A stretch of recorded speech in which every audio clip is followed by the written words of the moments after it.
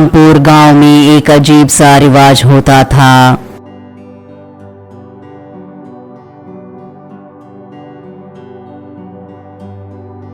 उस रिवाज के अनुसार उस गांव में अगर कोई नई शादी करता है तो दूल्हा और दुल्हन दोनों अगले ही दिन गांव के बाहर रहने वाली भूतों के मंदिर जाकर उस दुल्हन के गले से पीले धागे को हल्दी कुमकुम के साथ उस मंदिर के सामने वाले स्तंभ को बांधना होता है।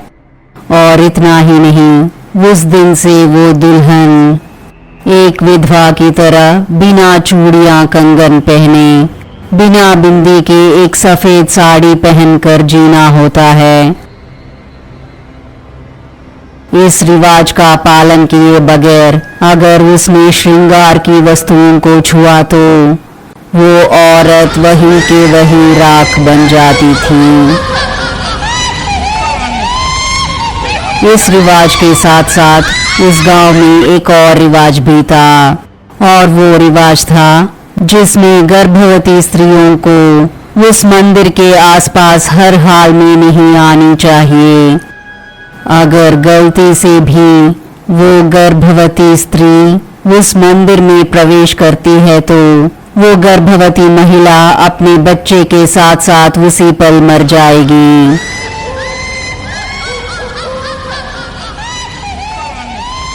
उस गांव में हर पूनम के रात गांव वाले सभी एक पूजा करके उस मंदिर के पास समावेश होते थे।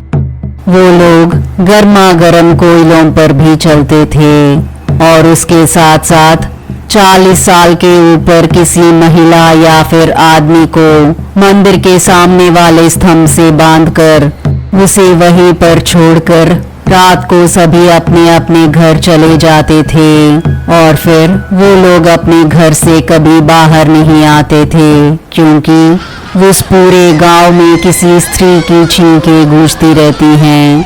और इतना ही नहीं, जिस इंसान को मंदिर के सामने वाले स्तंभ से बांध के छोड़ देते थे, अगले दिन वहां पर उसका कंकाल ही बचता था। आखिर यहाँ पर क्या हो रहा है, इसे पता करने की हिम्मत भी उन गांव वालों में नहीं थी। इसी तरह बहुत सालों से बहुत से लोगों ने अपनी जानें गंवाई थी और वो गांव वाले भी उस गांव में उनकी जमीन जायदाद होने की वजह से गांव को छोड़ भी नहीं पा रहे थे। और इतना ही नहीं, हर पौर्णमी के दिन अपने किसी न किसी परिवार वालों को इस तरह बलि चढ़ने पर उन्हें बहुत दुख होता था।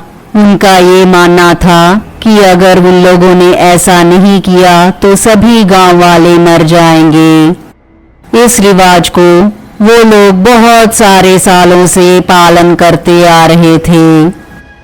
लोग इस नियम का उल्लंघन करने से भी घबराते थे।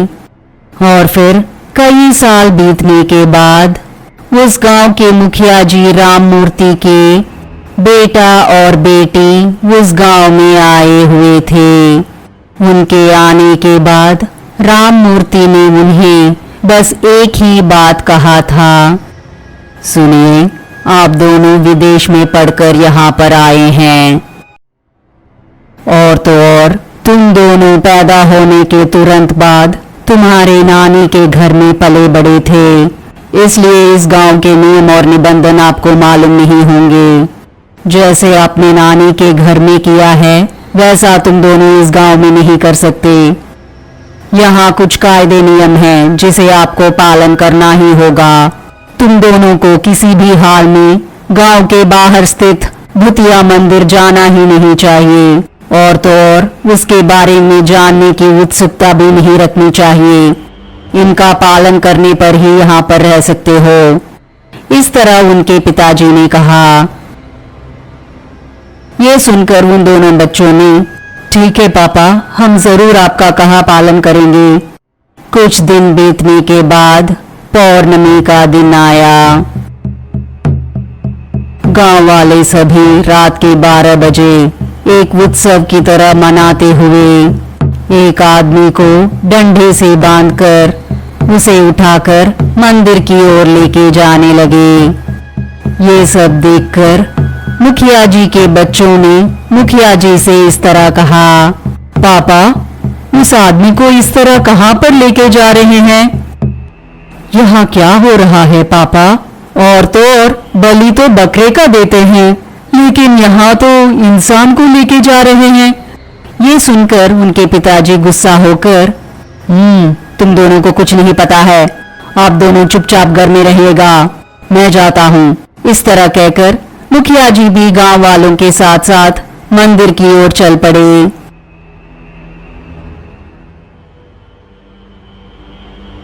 इस रहस्य को जानने की उत्सुकता से उन दोनों ने भेष बदलकर अपने पिताजी का चोरी छुपे पीछा किया। कुछ देर बाद वे सभी गांव के बाहर वाले भूतिया मंदिर के पास आ पहुंचे। लोग डफली बजाते हुए गर्मा गर्म कोयलों पर चलकर उत्सव मना रहे थे और कुछ देर बाद उस इंसान को मंदिर के सामने वाले स्तंभ से बांधकर बाकी सब गांव वाले अपने अपने घर चले गए।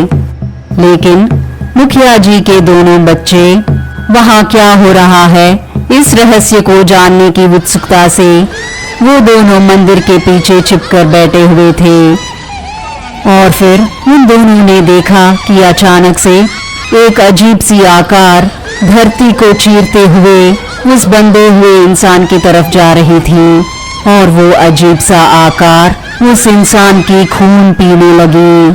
और इतना ही नहीं, उस इंसान का शरीर उन दोनों के ही आंखों के सामने एक कंकाल बन गया और फिर वो आकार वहां से गायब हो गया। इस घटना को देखकर मुखिया जी के दोनों बच्चे हैरान हो गए और फिर वो दोनों बहुत ही डरे हुए थे और दोनों उस कंकाल के पास जाकर इस तरह कहने लगे, अरे ये क्या, इसका शरीर तो कंकाल हो गया। आज तक कितने सारे मासूम लोगों ने अपनी जानों को गंवाया होगा, इसलिए हमें किसी भी तरह इस समस्या का हल ढूंढना ही चाहिए। इस तरह वो दोनों सोच रहे थे और फिर दोनों अपने पिताजी के सामने अनजान बनकर उनसे पूछा, पापा, हमारे गांव में क्या हो रहा है? और रात के समय एक इंसान को डंडे से बांधकर एक उत्सव की तरह मनाते हुए उस मंदिर के पास जाकर क्या कर रहे हैं? और फिर ये सब हमारे गांव में कितने सालों से होता आ रहा है? बेचारे बहुत से लोग मर गए होंगे ना? उन लोगों को देखकर मुझे बहुत दया आ रही है। पापा, आज से आप इस गांव में मत रहिएगा। ऐसी खतरनाक जगह पर आपका रहना हमें अच्छा नहीं लगता और तो और हमें यहाँ की कोई जमीन जायदाद नहीं चाहिए। आप हमारे साथ आ जाइए पापा, आप ऐसे खतरनाक गांव में मत रहिए और आपके साथ साथ हम इन गांव वालों को भी लेके जाते हैं। यहाँ रहना बहुत खतरनाक लगता है पापा। इस तरह उन दोनों बच्चों ने कहा। ये सुनकर उनके पापा ने कहा, आप लोगों को इस गांव के बारे में आधा जानकारी ही है। यहाँ के गांव वाले इतनी मुश्किल से डरते हुए यहीं पर क्यों रह रहे हैं आपको नहीं मालूम। वो लोग उनके दादा और परदादा के मेहनत से कमाई हुई जमीन जायदाद और घर सब कुछ यहीं पर है और उसके साथ साथ उन लोगों की बहुत ही मूल्यवान और अत्यंत पुरातन संपत्ति भी यहीं पर है। एक समय पर ये गांव बहुत प्रसिद्ध हुआ करता था। हमारे गांव के बाहर स्थित वो मंदिर भी बहुत प्रसिद्ध हुआ करता था। उसकी विशिष्टता शब्दों में बयान नहीं कर सकते। मैंने इतने सालों से इसके बारे में तुम दोनों को इसलिए नहीं बताया क्योंकि तुम लोगों की उम्र बहुत छोटी थी, लेकिन अब तुम दोनों इस तरह मुझे पूछ रहे हैं तो हमारे गांव की विशिष्टता और गांव के बाहर स्थित उस मंदिर के बारे में भी और उसके साथ साथ हर पौर्णमी के रात होने वाली उस नरबलि के बारे में भी तुम लोगों को बताना होगा। लेकिन इसके बारे में तुम लोगों को किसी और को नहीं बताना चाहिए क्योंकि इस रहस्य के बारे में जानने वाले इस गांव में मेरे अलावा सिर्फ 3 और लोग ही हैं। लेकिन उन तीनों में से एक उस नरबलि में मारा गया और अब सिर्फ मैं और एक और व्यक्ति ही बचे हुए हैं। आप लोग किसी भी हाल में किसी और को नहीं बताएंगे, ऐसा वादा करने पर ही मैं तुम दोनों को इस गांव की रहस्य बताऊंगा। इस तरह उनके पिताजी ने उनसे कहा। मुखिया जी के बच्चों ने उन्हें उस गांव के रहस्य के बारे में बताने के लिए बहुत जिद किया, इसलिए मजबूर होकर रामैया ने अपने बच्चों को उस गांव के रहस्य के बारे में बताने लगे। सुनिए बच्चों, हमारा गांव का रहस्य बहुत ही भयानक रहस्य है और इस रहस्य को आप किसी और को कभी मत बताना। तुम लोग ध्यान से सुनना। बहुत साल पहले हमारे गांव का मंदिर बहुत पवित्र हुआ करता था। वहां आने वाले की सभी मुरादें ज़रूर पूरी होती थी। लोग उस भगवान को बहुत मानते थे और इतना ही नहीं, हर पूनम के रात मंदिर पर पड़ने वाली उस चंद्रमा की किरणों को लोग भगवान मानते थे। इस तरह हमारे गांव वालों के साथ साथ आसपास के गांव वाले भी मानते थे। वो इसलिए क्योंकि उस चंद्रमा की किरणें सिर्फ मंदिर के ऊपर ही गिरती थी। वो नज़ारा दिखने में बहुत सुंदर हुआ करता था और उन किरणों को साक्षात भगवान के स्वरूप हैं, ऐसा सब लोगों का मानना था। और दूसरी तरफ इस गांव में एक अंधविश्वास भी था। वो क्या है कि जिस महिला का पति मर जाता है वैसी महिला को एक इंसान नहीं मानते थे ये गांव वाले, क्योंकि जिसका पति मर जाता है वैसी महिला अगर हमारे सामने आती है या फिर किसी शुभ कार्य में शामिल होती है तो वो पूरा काम बिगड़ जाता है, ऐसा लोग मानते थे। और इस दुराचार की वजह से ही इस गांव की ये दुस्थिति हुई है। क्योंकि एक बार पूनम के रात के समय हम लोग उत्सव मनाते थे, क्योंकि जैसे मैंने तुम लोगों को कहा था चंद्रमा की किरणें उस मंदिर पर पड़ती थी। वो दिखने में बहुत ही सुंदर और नयनानंद होता था। इस दृश्य को देखने के लिए आसपास के गांव वाले भी भीड़ में आते थे। लेकिन एक बार एक गर्भवती महिला जो कि विधवा थी वो वहां आई हुई थी, लेकिन उसे हमारे गांव के दुराचार के बारे में पता नहीं था। इस दुराचार के बारे में अनजान अपनी मुरादों को पूरी करने के लिए उसने मंदिर के अंदर प्रवेश किया। उसके मंदिर में कदम रखते ही बदकिस्मती से उस मंदिर के दीवारों पर रखी सभी दियाएं बुझ गई थी, लेकिन वो सब हवा के झोंके की वजह से हुआ था। इस बात से अनजान हमारे गांव वालों ने उस महिला को जिम्मेदार ठहराया, क्योंकि उसके कदम रखते ही ऐसी अनहोनी घटना घटी थी। इसलिए उन निर्दयी लोगों ने उसे मंदिर के सामने वाले स्तंभ से बांधकर उस महिला के ऊपर पत्थर फेंकने लगे। और तो और वो एक गर्भवती थी, फिर भी उस पर दया किए बगैर उन लोगों ने डंडों से उस पर वार किया। बेचारी वो बिना मरे अपने होने वाले बच्चे के बारे में सोचकर अपने जान को मुट्ठी में पकड़कर 3 दिनों तक जिंदा रहने की कोशिश की। इससे भी बुरी बात ये थी कि उसकी मदद करने के लिए कोई भी सामने नहीं आया था। हम भी वैसे के वैसे देखते ही रह गए, क्योंकि वो हमारा गांव का नियम था। इस तरह 3 दिनों के बाद वो बेचारी महिला जिसने कुछ भी नहीं खाया या पिया था, वो वही के वही खून की उल्टियाँ करते हुए बहुत ही दर्दनाक तरीके से मर गई। उसके ऐसे मरने के बाद भी हमारे निर्दयी गांव वाले उसके लाश को भी नहीं छुआ और उसकी लाश वहीं पर सड़ने लगी और उस लाश को चील और सियार आकर नोच नोच कर खाने लगी और उसकी ये आत्मघोष हमारे गांव के लिए शाप बन गई। और उस दिन से हर पूनम के रात एक इंसान को मार देती थी। और इतना ही नहीं, गर्भवती स्त्रियां भी मर जाती थी। और इसी तरह गांव के आधे लोग मरने की वजह से बाकी गांव वाले डरकर एक पंडित जी के पास गए और उन्हें मंदिर के पास लेकर आए। वहां पर कदम रखते ही उन्होंने अपने मनोनेत्र से देखकर इस तरह कहने लगे, तुम लोगों ने एक मासूम विधवा गर्भवती औरत को बहुत ही निर्दयी ढंग से मार दिया। वो महिला बहुत सारी आशाओं के साथ और बहुत सारे लक्ष्यों के साथ इस मंदिर में प्रार्थना करना चाह रही थी, लेकिन तुम्हारे गांव वालों ने उन्हें बहुत ही निर्दयी ढंग से मार दिया। तुम लोगों को एक और बात नहीं पता है, वो भगवान की बहुत बड़ी भक्त है।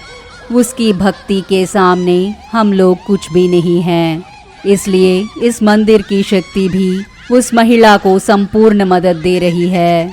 आप लोग एक और बात नहीं जानते हैं, वो क्या है कि दैव शक्ति कभी भी दुष्ट शक्तियों को अपने पास आने नहीं देती है, लेकिन फिर भी दुष्ट शक्ति अब दैव शक्ति के पास है, तो समझो आप लोगों ने कितनी निर्मम तरीके से उसे मार डाला होगा।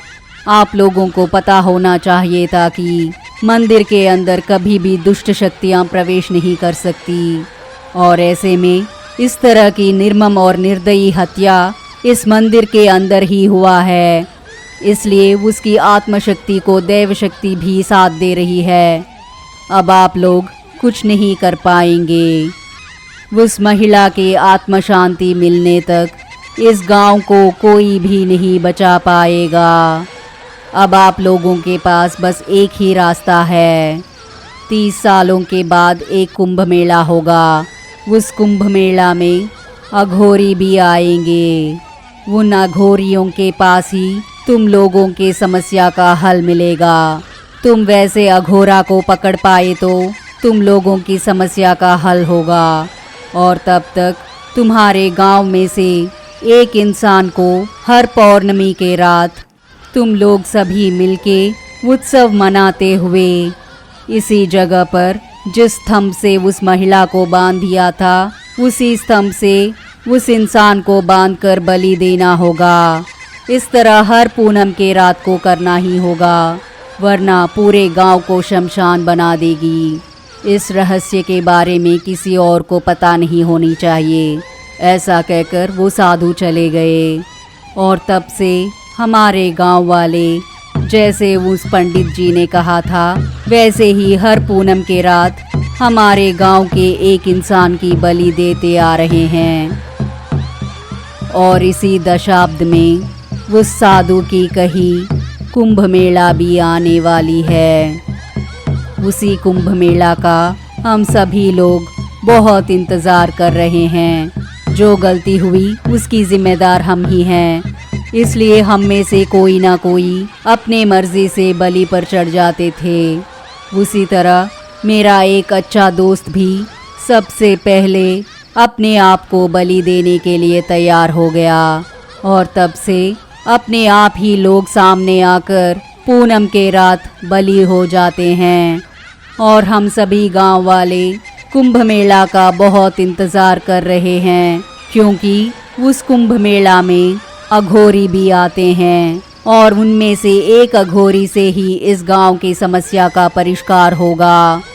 इस रहस्य के बारे में सुनकर मुखिया जी के बेटे ने कहा, पापा, आपकी इस कहानी को सुनकर मुझे एक संदेह आया है। आपने कहा था ना कि पूनम के रात चंद्रमा की किरणें उस मंदिर पर पड़ती हैं। इसके पीछे कोई ना कोई कारण ज़रूर होगा, क्योंकि चंद्रमा की किरणें ऐसे ही मंदिर के ऊपर नहीं गिरती हैं। उस मंदिर में ज़रूर कोई अतीत शक्तियाँ हैं। मुझे लगता है उन अतीत शक्तियों को पाने के लिए ही कोई तो है जो दुष्ट शक्तियों का प्रयोग करके इस तरह कर रहा है। और वैसे भी कुंभ मेला कुछ ही दिनों में आने वाली है, और हम एक अघोरा को पकड़कर उससे उस रात को क्या हुआ हम पता करेंगे, और इस तरह हमारे गांव की समस्या का समाधान मिलेगा। और उसके साथ साथ उस मंदिर के पास वाले भूत को भी हम भगा सकते हैं। आपकी कहानी सुनकर मुझे सब कुछ अजीब सा लग रहा है पापा। उस गर्भवती विधवा महिला की मौत को कोई तो है जो अपने स्वार्थ के लिए इस्तेमाल कर रहा है।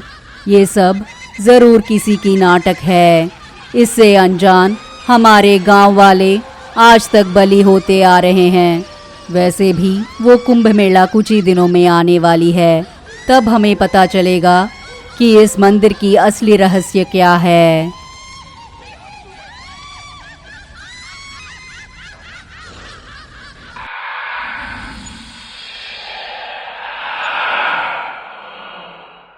पंडित जी के कहे अनुसार आज 30 साल खत्म हो गए और जैसे पंडित जी ने कहा था वैसे ही गांव के बाहर के तालाब में बहुत दूर से आए हुए एक अघोरी वहां स्नान कर रहे थे। उन्हें देखकर एक गांव वाला भागते हुए मुखिया जी के पास आता है और फिर उनसे इस तरह कहने लगा, मालिक, हमारे गांव के बाहर जो तालाब है ना, उसमें कोई अघोरी स्नान कर रहे हैं। वो अघोरा जी एक त्रिशूल पकड़कर बहुत ही शक्तिशाली दिखाई दे रहे हैं। ये सुनते ही मुखिया जी और उनके बच्चे, हाँ, आज के बाद हमारे गांव की समस्या खत्म हो जाएगी। भगवान ने ही इन्हें भेजा होगा। चलो चलो चलते हैं। और फिर सभी लोग गांव के बाहर वाले तालाब के पास आ पहुंचे। वहां आकर उन्होंने देखा कि वो अघोरा अपनी आंखें बंद करके बहुत भक्ति के साथ सूर्य नमस्कार कर रहे थे। उस अघोरा के पास जाकर मुखिया जी इस तरह कहने लगे, स्वामी, आपको शतकोटि नमन। हमारे गांव में एक समस्या है। वो समस्या पिछले 30 सालों से है।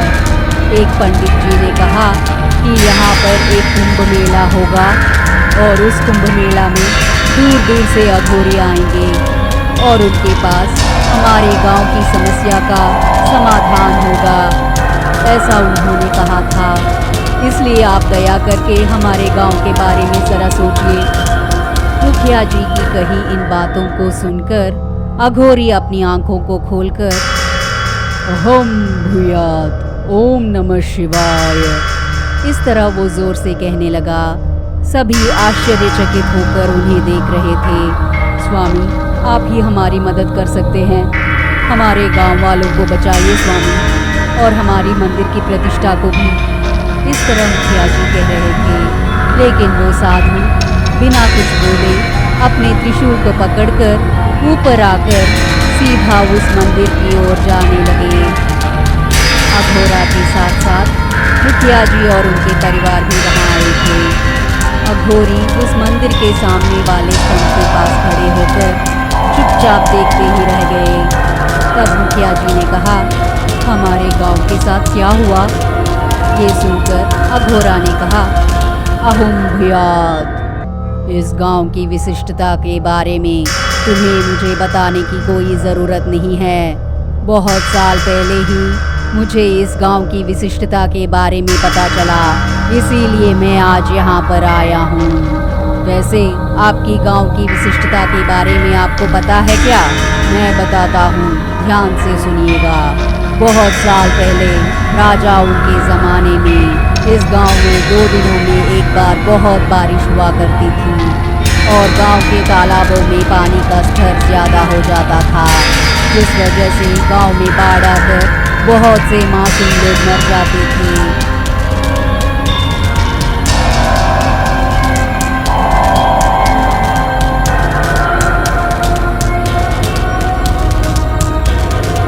इस गांव में और प्राण नष्ट ना होने के लिए बहुत सारे ऋषि मुनियों से ढेर सारे याग और पूजाएं करवाकर इस गांव के बाहर एक मंदिर का निर्माण करके उसके ऊपर एक शक्तिपीठ को स्थापित किया और तब से बहुत सारी पूजाएं और यज्ञ करने के बाद उस बारिश को कम करवा सके। और उसके साथ साथ आपके गांव के बाहर एक बांध का निर्माण करके एक यंत्र को भी रखवाया था और उन्होंने बहुत सालों तक ऐसी पूजाएं करते रहे। और फिर कालक्रमेण वो राजा चल बसे और उसके बाद कुछ लोग उस मंदिर के ऊपर रखी शक्तिपीठ को अपने वश में करने से उन्हें अतीत शक्तियाँ मिलेंगी, ऐसा वो लोग मानने लगे। उन्होंने उस शक्तिपीठ को अपने वश में करने की बहुत कोशिश की, लेकिन वो कर नहीं पाए क्योंकि वो शक्ति उन्हें उसके पास आने नहीं देती थी। लेकिन आपके गांव के पास वाले नल्लमला जंगलों में क्षुद्रा नाम का एक तांत्रिक रहता है। वो बहुत ही शक्तिशाली तांत्रिक है। वो कई सालों से इस मंदिर के ऊपर वाले शक्तिपीठ को अपने वश में करने के लिए बहुत कोशिश कर रहा था। उसी समय आप लोगों ने सोचा कि उस विधवा औरत के मंदिर में प्रवेश करने की वजह से दिए बुझने के साथ साथ चंद्र किरणें भी पीछे चली गई। लेकिन ये सब उस क्षुद्रा नाम के तांत्रिक के प्रभाव की वजह से ही हुआ था। आप सबकी ध्यान को उस बिचारी स्त्री की तरफ भटकाकर उस दिन वो खुद मंदिर के अंदर प्रवेश कर चुका था और फिर मंदिर के शिखर के ऊपर स्थापित की गई उस शक्तिपीठ को अपने वश में करके अपने साथ लेके गया। शक्तिपीठ के चले जाते ही चंद्रमा की किरणें पीछे चली गई। पूनम की रात शक्तिपीठ की शक्तियाँ अतीत शक्तियों में बदल जाती हैं। इस बात का उसे पता चलते ही उस तांत्रिक ने ये सब कुछ किया। लेकिन ये सब उस विधवा महिला की वजह से ही हुआ है समझकर आप लोगों ने उस महिला को निर्मम तरीके से मार डाला और तो और वो गर्भवती थी। इस वजह से उस दिन से उसकी आत्मा को शांति नहीं मिली और इस वजह से उसकी आत्मा यहीं पर भटक रही थी। और तो और यहाँ पर शक्तिपीठ ना होने की वजह से इस मंदिर के अंदर आत्माएं घुस गई और आपका गांव इस श्राप से विमुक्त होने के लिए उस शक्तिपीठ को वापस स्थापित करना होगा। तभी आपके गांव में से सभी क्षुद्र शक्तियाँ मिटकर पूरा गांव सस्य श्यामल बन जाएगा। मेरे कहे अनुसार आप करेंगे तो आपके गांव में खुशहाली वापस जरूर आएगी। ये सब सुनकर मुखिया जी ने अघोरा से इस तरह कहा, स्वामी आपके कहे अनुसार ही हम करेंगे। आप हमारे लिए भगवान समान हैं, क्योंकि आज तक हमें इस रहस्य के बारे में पता नहीं था। इसी वजह से हम सब गलत फहमी में थे और तो और हमारे पूर्वजों से की गई गलती की वजह से आज हम सजा भुगत रहे हैं। ये सब सुनकर अघोरा ने कहा, जहाँ पर गलती हुई है वहीं पर हल भी होता है। अब उस क्षुद्र तांत्रिक का सामना करने की शक्ति हम में से किसी के पास भी नहीं है, क्योंकि अतीत शक्तियों वाला वो शक्तिपीठ उसके पास है। जहाँ तक मैं जानता हूँ वो उसे छू भी नहीं सकता है, क्योंकि शक्तिपीठ की सभी शक्तियाँ पूनम के रात ही बाहर निकलती हैं। अब उसका सामना करना बहुत ही मुश्किल है। अब हमारे पास सिर्फ एक ही रास्ता बचा है। आपने जिसे पत्थर मारकर निर्मम तरीके से मार डाला वो कोई साधारण महिला नहीं थी, वो भगवान की बहुत बड़ी भक्त थी, उसमें बहुत दैव भक्ति था। लेकिन आप लोगों ने बहुत निर्दयी तरीके से उसे मार डाला, इसलिए वो प्रेतात्मा बनकर यहीं पर रह गई। अब हम क्षुद्रा से लड़ने के बजाय इस महिला की आत्मा को बंदी बनाकर उसके शक्तियों के द्वारा हम क्षुद्र तांत्रिक के पास जाकर उस शक्तिपीठ को हम अपने वश में कर सकते हैं। इसके लिए मेरे पास एक उपाय है। आज रात इस मंदिर के सामने मैं अपने शंख को बजाऊंगा, जिससे आकाश गंगा की शक्ति इस मंदिर के ऊपर पड़ेगी और तब उस आकाश गंगा से थोड़ी सी जल को हमारे कलश में भरकर उस पानी को गांव के बाहर वाले तालाब में डाल दीजिएगा। ऐसा करने पर तालाब भर के पूरे गांव में बाढ़ आ जाएगी और फिर आकाश गंगा की शक्ति की वजह से उसकी आत्मा ऊपर नहीं जा पाएगी और उसकी आत्मा बंदी हो जाएगी। उसके बाद आप खुद देखिएगा कि क्या होता है। इस तरह अघोरा ने उनसे कहा और तांत्रिक ने भी जैसे उन्होंने कहा वैसे ही उस मंदिर के सामने खड़ा होकर शंख बजाना शुरू कर दिया।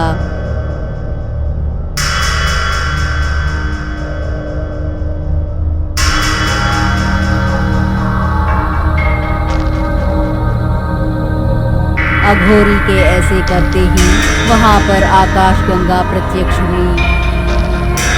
आसमान से सीधा उस मंदिर के ऊपर आकाशगंगा गिर रही थी।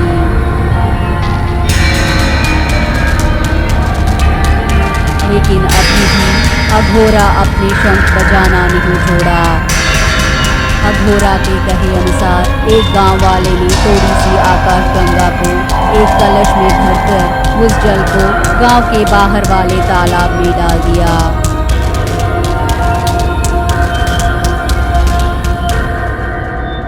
और अगले ही पल तालाब के पानी का स्तर ऊपर आ गया, जिस वजह से तालाब से बाहर पानी आकर पूरे गांव में बाढ़ आ गया।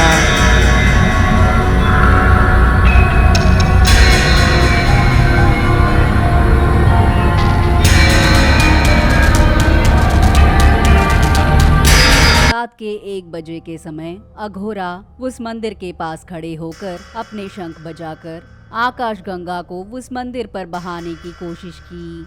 वो अपने शंख को बजाते हुए भगवान का स्मरण कर रहे थे और बहुत ही दीक्षा के साथ आकाशगंगा को उस मंदिर के ऊपर आगमन करवाया। ये सब देखकर मुखिया जी और उनके बच्चे बहुत आश्चर्यचकित हो गए, क्योंकि आकाशगंगा को इस तरह लाना कोई साधारण काम नहीं है। और इतना ही नहीं, उस गांव में जो मंदिर है वो इतनी प्रख्यात है कि आकाशगंगा खुद आकाश से भूलोक तक आ गई। और जैसे अघोरा ने कहा था वैसे ही एक कलश में थोड़ी सी आकाशगंगा को भरकर एक गांव वाले ने उस आकाशगंगा को गांव के बाहर वाले तालाब में मिला दिया। ऐसा इस तरह किया गया ताकि वो सारा पानी पूरी तरह से ऊपर आकर गांव के अंदर आने के बाद उस गांव को डुबाना था।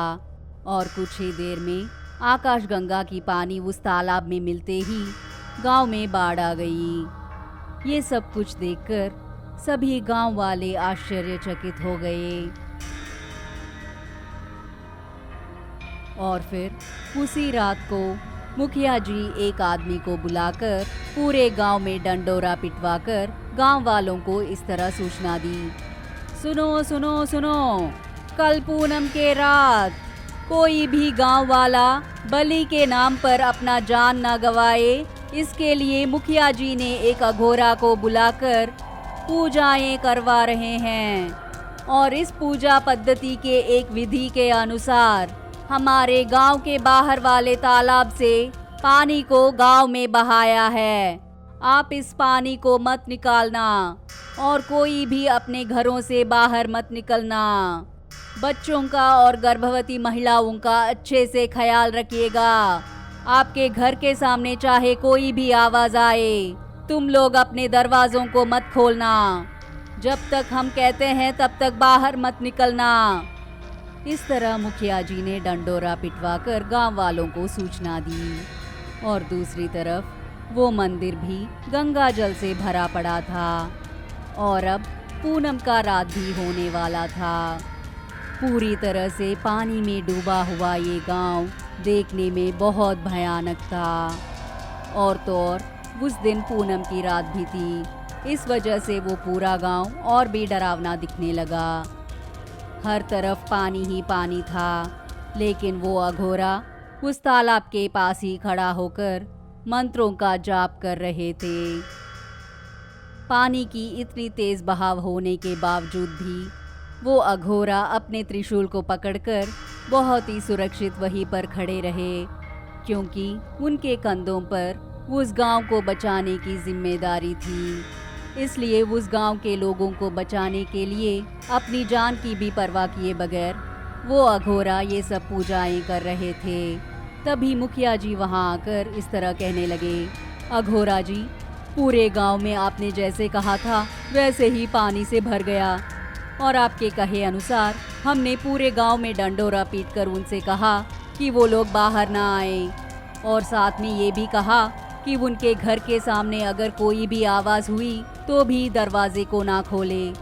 ये सुनकर अघोरा ने उनसे कहा, अच्छी बात है, मेरे कहे अनुसार अगर तुम लोग करोगे तो हम लोग इस गांव को बचा सकते हैं। एक और बात भी याद रखिएगा, वो क्या है कि जब तक ये गंगा जल इस गांव में प्रवाह करेगी तब तक ही हम सब उस महिला की आत्मा से बच सकते हैं। ये गंगा जल पूरी तरह से सूखने से पहले ही वो आत्मा कहाँ पर है इसके बारे में हमें पता करना होगा, और फिर इस त्रिशूल से उस आत्मा को बंदी बनाकर हमारी समस्या के बारे में उस आत्मा को कहने के बाद उसके दिल को पिघलाकर उस खतरनाक तांत्रिक शुद्रा से मिलवा पाए तो हम इस समस्या से ज़रूर बाहर निकल पाएंगे। और ये सब होने तक तुम सभी लोग इस मंदिर के स्तंभ के पास खड़े होकर इंतज़ार करते रहिएगा। तुम लोग छोटे से छोटे हलचल के बारे में भी मुझे खबर देते रहना, लेकिन तुम लोग बहुत ही संभल कर रहना, क्योंकि अब वो आत्मा बंदी हुई है। इस वजह से इस गांव पर और गांव वालों पर उसके मन में बहुत क्रोध और द्वेष होगा, लेकिन हमारे पास सिर्फ ये एक ही रास्ता बचा है। इस आकाश गंगा की शक्ति के सामने उस आत्मा की शक्तियाँ काम नहीं करेंगी। इस आकाश गंगा की उद्रिक्तता कम होने से पहले ही वो आत्मा कहाँ पर है ये पता लगाना होगा। इसलिए तुम सभी लोग बहुत ही सावधानी बरतते हुए इस मंदिर के सामने इंतज़ार करते रहना। इस तरह मुखिया जी और उनके बच्चों से अघोरा ने कहा। तब मुखिया जी ने कहा, अघोरा जी आपने जैसे कहा वैसे ही करेंगे। ऐसा कहकर वो सब चले गए, और इतने में गांव में किसी महिला की जोर से चिल्लाने की आवाज़ें और सियारों की आवाज़ें भी सुनाई देने लगी। इन भयानक सी आवाज़ों को सुनकर गांव वाले डर के मारे घर से बाहर नहीं निकले। पूरा गांव गंगा जल से भरा हुआ था और वो एक शक्तिपीठ के जैसे दिख रहा था। और दूसरी तरफ जैसे अघोरा ने कहा वैसे ही मुखिया जी और उनके बच्चे और गांव के एक आदमी एक नाव में बैठकर उस मंदिर के पास आ पहुँचे। उस मंदिर में भी आकाश गंगा की पानी भरी हुई थी। आकाश गंगा की उस शक्ति की वजह से उन लोगों में थोड़ी सी हिम्मत आई, और फिर जैसे अघोरा ने कहा था वैसे ही उस आत्मा ने उन पर हमला नहीं किया और वो निडर होकर वहीं पर खड़े रह गए। लेकिन उस मंदिर के पास कोई भी हलचल नहीं हुई। तब इन लोगों को शक हुआ, ये आत्मा यहाँ नहीं तो कहीं और से भी आकर गांव पर हमला कर सकती है। और उनका शक भी सही हुआ, क्योंकि गांव से भयानक सी आवाजें सुनाई देने लगी। वो आत्मा उस आकाश गंगा की पानी के नीचे से तैरते हुए भयानक सी हंसी के साथ साथ जोर जोर से चिल्लाते हुए वो पूरे गांव में घूम रही थी। आत्मा की इन डरावनी आवाज़ों को सुनकर गांव वाले डर के मारे अपने घर में ही रह गए। लेकिन एक अच्छी बात ये थी कि वो आत्मा उस गंगा जल की शक्ति की वजह से पानी से बाहर नहीं निकल पा रही थी। वो आत्मा सिर्फ पानी के अंदर ही तैर पा रही थी। ये सब कुछ मुखिया जी को समझ में आ गई और वो इस तरह सोचने लगे, लगता है इस आत्मा ने गांव में प्रवेश किया था, इसीलिए हमें भयानक सी आवाजें सुनाई दे रही थी। हमें जल्दी से उस अघोरा के पास जाकर उन्हें खबर देना होगा। और वो सब अघोरा जी के पास गए। तब अघोरा उस तालाब के पास मंत्रों का जाप कर रहे थे। पानी का बहाव भी कहीं पर भी कम नहीं हुआ, वो उसी उद्रिक्तता के साथ बह रही थी। ये सब देखकर अघोरा अपने मन में इस तरह सोचने लगे, कुछ ही समय में वो आत्मा गांव के अंदर आ सकती है। इस आकाश गंगा की सहायता से उस आत्मा को बंदी बनाता हूँ। मैं इन गांव वालों को बचा कर ही रहूँगा। इस तरह आत्मविश्वास के साथ वो मंत्रों का जाप करने लगे। तभी वहाँ पर मुखिया जी भी आ गए थे। मुखिया जी अघोरा से इस तरह कहने लगे, अघोरा जी, आपने जैसे कहा था वैसे ही हम उस मंदिर के पास इंतजार कर रहे थे, लेकिन आपने जैसे कहा था वैसा वहाँ पर कोई भी हलचल नहीं हुई। लेकिन हमें गांव से भयानक सी चीखें सुनाई दे रही थी। मुझे लगता है कि वो आत्मा उस मंदिर के पास आने के बजाय गांव के अंदर कुछ विनाश करने की कोशिश कर रही है। अघोरा जी, मुझे बहुत डर लग रहा है।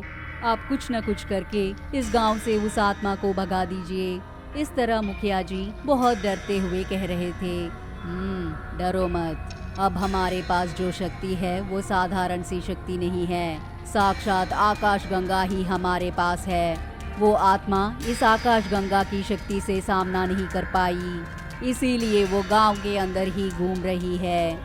अब हमारी शक्ति बढ़ गई है और उसकी ताकत कम हो गई है।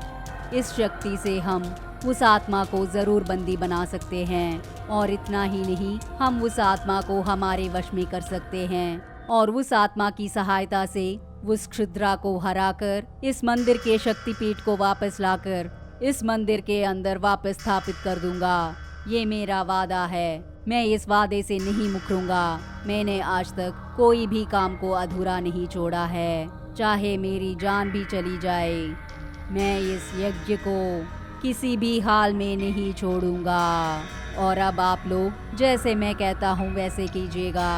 आप लोग एक बकरे को ले जाकर उसके सर को काटकर मंदिर के सामने वाले स्तंभ से बांध दीजिए और उस बकरे के खून को इस पानी में बहा दीजिएगा।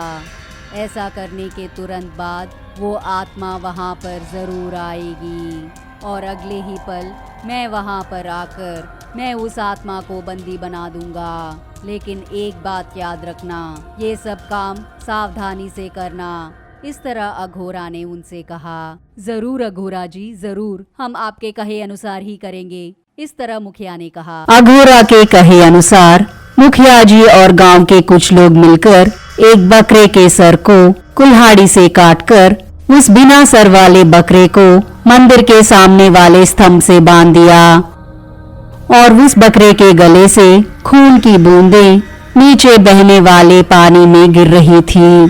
और जैसे अघोरा ने कहा था, जहाँ पर खून की बूंदें गिर रही थी वहाँ वो खून एक पत्थर के जैसा बन गया। और तभी अघोरा ने उनसे इस तरह कहा, वो खून जब गाढ़ा बन जाता है तब तुम लोग वहाँ से दूर चले जाना। और जैसे उस अघोरा ने कहा था वैसे ही वो खून एक पत्थर के जैसा बन गया। ये सब देखते ही वो लोग तुरंत वहाँ से निकल गए। उनके ऐसे चले जाते ही वो आत्मा उस खून के पत्थर के पास पानी में तैरते हुए आने लगी। आखिर में वो उस स्तंभ के पास आकर उस खून को चाटने लगी। वो आत्मा उस खून को सूंघते हुए वहां तक आ पहुंच गई और उस स्तंभ के पास आने के बाद वो आत्मा वापस नहीं जा पाई, क्योंकि उस बकरे का खून पूरी तरह से खत्म हो गया था और नीचे बहने वाली पानी एक महिमा भरी शक्तिशाली आकाश गंगा की पानी थी और इस वजह से वो आत्मा वापस पानी में नहीं जा पाई। और दूसरी तरफ अघोरा के पास मुखिया जी जाकर, अघोरा जी, आपके कहे अनुसार हम लोगों ने एक बकरे को काटकर उस स्तंभ से बांध दिया और उस खून को सूंघते हुए वो आत्मा जरूर वहां पर आ गई होगी। इस तरह उन्होंने अघोरा जी से कहा और अगले ही पल अघोरा जी को लेकर एक छोटे से नाव में बैठकर मंदिर के पास आ पहुंच गए। और जैसे उन्होंने सोचा था वैसे ही वो आत्मा उस स्तंभ से बंधी हुई थी और वो आत्मा बहुत जोर से चिल्ला रही थी, तुम लोगों ने मुझे बंदी बना दिया। आज तुम्हारा समय हो सकता है, लेकिन कल मेरा है और जिन्होंने ये काम किया है उनको मैं अपनी शक्तियों से नाश कर दूंगी, इसलिए मुझे छोड़ दो। इस तरह वो आत्मा उन लोगों को चेतावनी दे रही थी। तब अघोरा ने कहा, ओ पिशाच, मुझे पता है कि इन गांव वालों ने तुम्हारे साथ बहुत बड़ा अन्याय किया है और इस वजह से तुम इस गांव के बहुत से लोगों को बलि बना दिया है। और इतना ही नहीं, जिन लोगों ने तुम्हें कुछ नहीं किया, ऐसे मासूमों को भी तुम मारते आ रही हो। मैं मानता हूँ कि तुम्हारे साथ जो हुआ वो बहुत बड़ा अन्याय है, क्योंकि तुम एक गर्भवती होने के बावजूद भी इन लोगों ने तुम पर दया नहीं दिखाई और फिर उन्होंने तुम्हें मार डाला। लेकिन तुम इस बात को अभी भी अपने दिल में रखकर बहुत सालों से इस गांव के लोगों को तुम सता रही हो। कम से कम अब तो शांत हो जाओ। तुम्हारे समस्या का हल मैं बताऊंगा।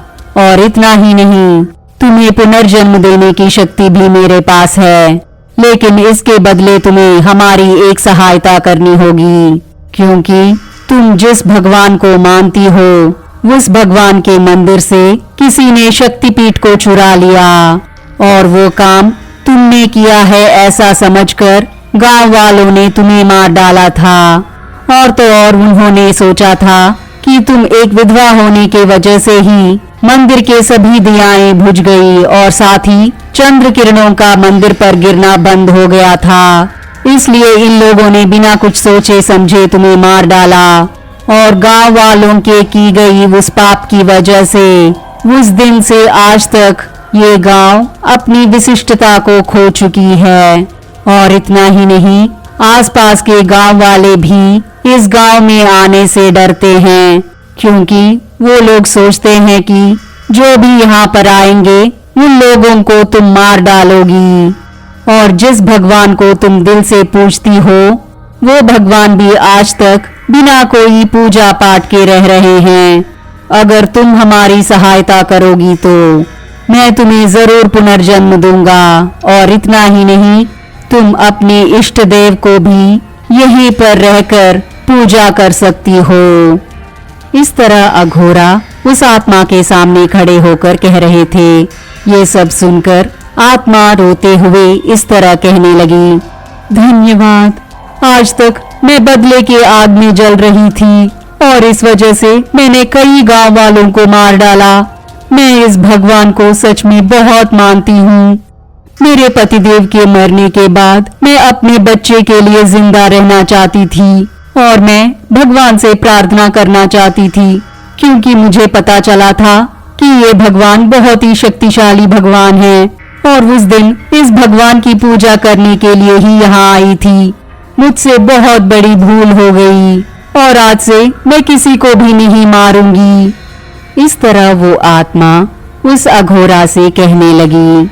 आत्मा की इन बातों को सुनकर मुखिया जी और अघोरा बहुत ही खुश हुए और साथ ही वो आत्मा भी बहुत खुश थी, क्योंकि उसे पुनर्जन्म मिलने वाला था। और फिर अघोरा ने मुखिया जी से इस तरह कहा, ये सही समय है, जैसे हमने सोचा था वैसे ही गांव के अच्छे दिन शुरू हो गए, लेकिन अभी भी एक काम बाकी है जिसे हमें पूरा करना होगा।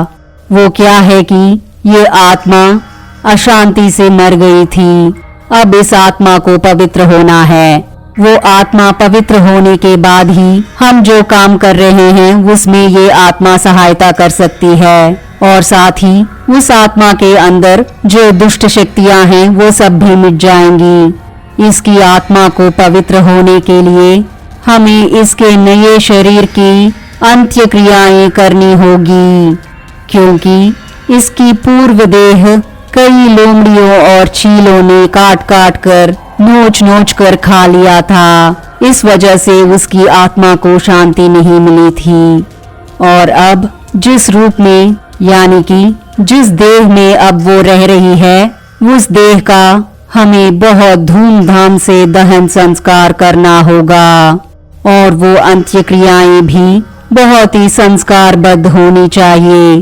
तभी उसकी आत्मा को शांति मिलेगी।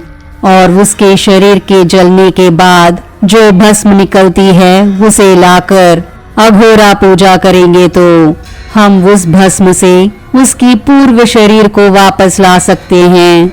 उसके बाद इस आत्मा को उसमें प्रवेश करवाकर मैं उसे उसकी पूर्व जिंदगी को वापस कर दूंगा और उसके बाद उस पवित्र आत्मा के साथ रहने वाली उस महिला से हम सहायता प्राप्त करके उस भयानक और क्रूर तांत्रिक क्षुद्रा से लड़कर उसे पूरी तरह से हरा सकते हैं।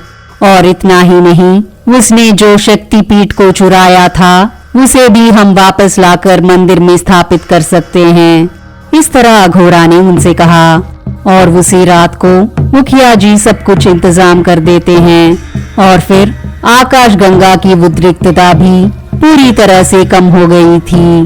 पूरा गांव अब शांत हो गया था। तभी मुखिया जी ने डंडोरा लगवाकर गांव वालों को सूचना दी।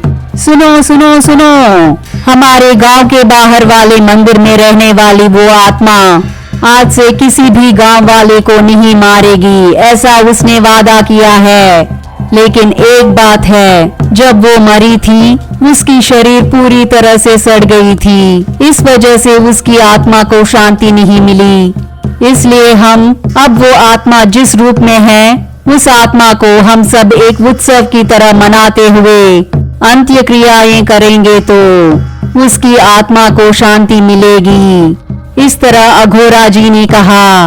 इसलिए तुम सभी आज रात को उस उत्सव में शामिल होने की विनती कर रहे हैं। इस तरह मुखिया जी ने डंडोरा पिटवाया और सूचना के अनुसार गांव वाले सभी रात के 1 बजे के समय उस आत्मा को एक डंडे से बांधकर एक उत्सव की तरह मनाते हुए पूरे गांव में घूम रहे थे और शमशान में ले जाकर उसके अभी के रूप को लकड़ियों पर रखकर उसे जला दिया। और कुछ ही देर में वो रूप जलकर राख हो गया और उस भस्म को अघोरा अपने कलश में लेकर मंदिर के पास आ पहुंचे। वहां आने के बाद एक छोटी सी रंगोली बनाकर उस भस्म को बीच में रख के मंत्रों का जाप करते हुए पूजाएं करने लगे। ये सब देखकर गांव वाले सभी बहुत खुश हुए, क्योंकि उनका गांव जल्द ही उस भयानक सी आत्मा से विमुक्त होने वाला था और साथ ही उनके गांव के मंदिर को भी पूर्व वैभव वापस आने वाला था। आत्मा के रूप में भटक रही उस महिला को जलाने के बाद उसके भस्म को अघोरा अपने कलश में लेकर गांव के बाहर वाले मंदिर में पूजा करने लगा। ये सब कुछ देखकर गांव वाले अचंभित हो गए। कुछ देर बाद उस भस्म से एक स्त्री की देह प्रकट हुई।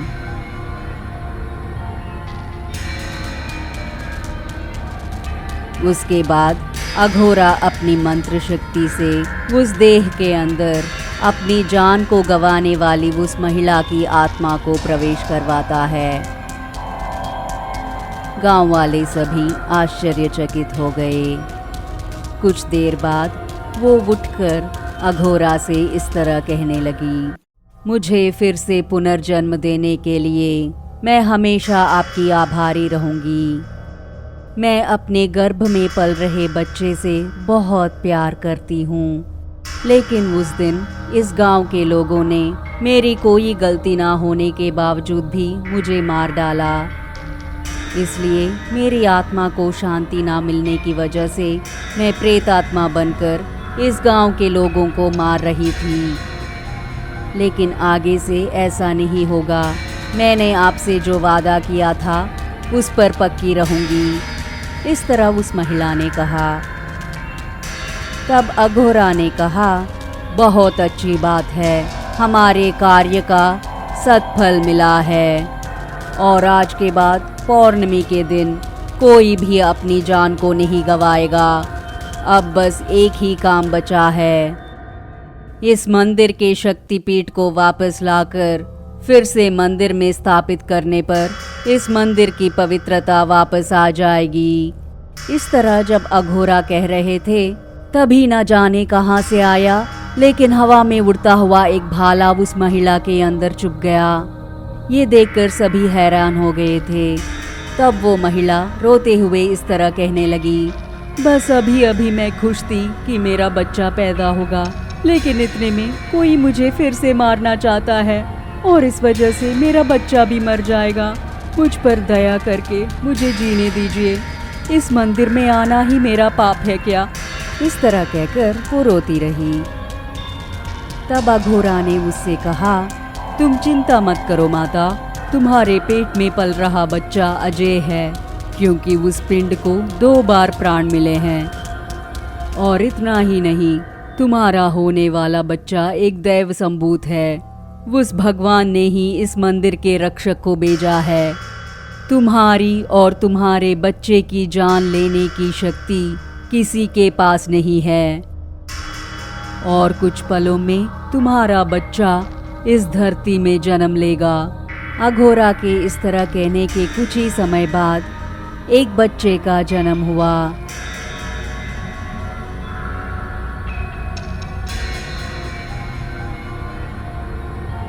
उस बच्चे को अपने हाथ में उठाकर अघोरा मंदिर के सामने खड़े होकर शंखनाद करने लगे।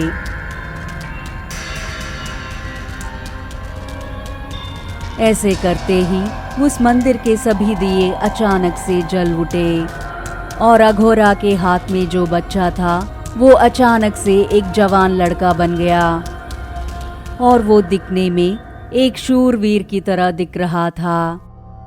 और अघोरा ने उस लड़के को उसकी माँ के पास ले जाकर इस तरह कहा, तुम्हारे माँ को और इस मंदिर को बचाने की जिम्मेदारी अब तुम्हारे कंधों पर है। तुम कारण जन्मी हो। मैं तुम्हारे अंदर कुछ शक्तियों को प्रवेश करवाता हूँ।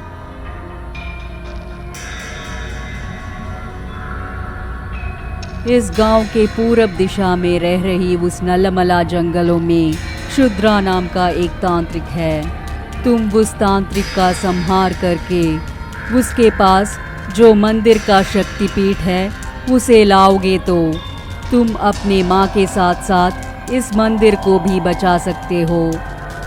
इस तरह कहकर अघोरा उस लड़के के अंदर कुछ शक्तियों को प्रवेश करवाते हैं। और इतना ही नहीं, उस लड़के के हाथ में मंत्र सिद्धि से भरा हुआ एक कंगन को भी पहनाते हैं। और फिर अघोरा ने उस लड़के से कहा, तुम किसी भी हाल में इस कंगन को कभी भी खोना मत। ये कंगन तुम्हारी रक्षा करेगा। और दूसरी तरफ नल्लमला जंगल से शुद्रा अपनी मंत्र शक्तियों से ये सब देख रहा था। ये सब कुछ देखकर वो तांत्रिक शुद्रा अपने मन में इस तरह सोचने लगा, मुझे मारने वाला एक लड़का है। आज तक मैंने सोचा था कि मुझे मारने वाली वो स्त्री थी। मैंने जो काम किया था वो व्यर्थ हो गया और अब वो लड़का मेरे ही गुफा के अंदर आकर मेरी संहार करके बहुत ही शक्तिशाली इस मंदिर के शक्तिपीठ को अपने साथ लेके चला जाएगा। अगर उसने ऐसा किया तो आज तक मेरी की हुई सारी मेहनत व्यर्थ हो जाएगा। उसके नल्लमला जंगलों में कदम रखते ही उसे मारकर उसकी लाश को उस गांव वालों के सामने रखूंगा। इससे उन्हें पता चलना चाहिए कि मैं कितना शक्तिशाली हूँ। इस तरह वो तांत्रिक शुद्रा नल्लमला जंगल में उसके गुफा के अंदर रहकर अपने मन में सोच रहा था। और इतना ही नहीं, उसके पास जो पिशाच थे उन्हें उसने आदेश दिया कि उस लड़के के नल्लमला जंगल में प्रवेश करते ही उसे मार डाले। और गांव के अंदर मुखिया जी उस अघोरा से इस तरह कहने लगे, बाबा, ये बच्चा तो जवान बनने के बाद बिल्कुल मेरे बेटे के जैसा ही दिख रहा है। इसमें कोई रहस्य है क्या? इस तरह मुखिया जी ने अघोरा से पूछा। तब अघोरा ने कहा, तुम्हारे बेटे के मन में इस गांव को बचाने का एक दृढ़ संकल्प है। वैसे दृढ़ संकल्प वाले ही ऐसी तंत्र शक्तियों का सामना कर सकते हैं। इसीलिए मैंने इस बच्चे को तुम्हारे बेटे का रूप दिया है। और इतना ही नहीं, तुम्हारे बेटे के दृढ़ संकल्प के साथ साथ उस महिला की दैविक शक्ति होगी तो ये बच्चा बहुत ही शक्तिशाली बनेगा। और ऐसी शक्तिशाली बच्चे का सामना करना किसी की भी बस की बात नहीं होगी। इस तरह अघोरा ने कहा। तभी मुखिया जी ने अघोरा से कहा, बाबा, लेकिन आप पहले इस महिला की जान बचाइए, क्योंकि हमारी गांव की वजह से अगर ये फिर से मर गई तो हमारे लिए अच्छा नहीं होगा, और तो और मरने के बाद ये वापस प्रेतात्मा भी बन सकती है। इस तरह मुखिया जी चिंतित होकर अघोरा से कह रहे थे। तब अघोरा ने कहा, तुम डरो मत, कोई भी शक्ति इनकी जान को नहीं ले सकती।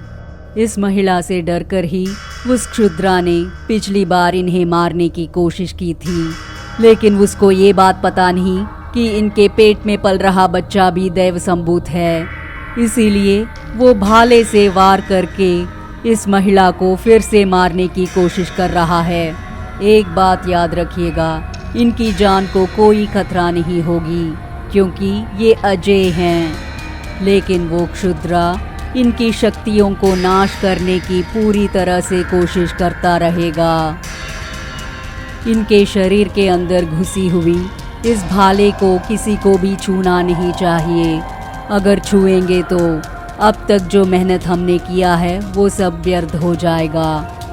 और कुछ ही दिनों में इसका बेटा मंदिर के शक्तिपीठ को फिर से उसी स्थान में रख देगा तो इस गांव में वापस मामूली स्थिति आ जाएगी।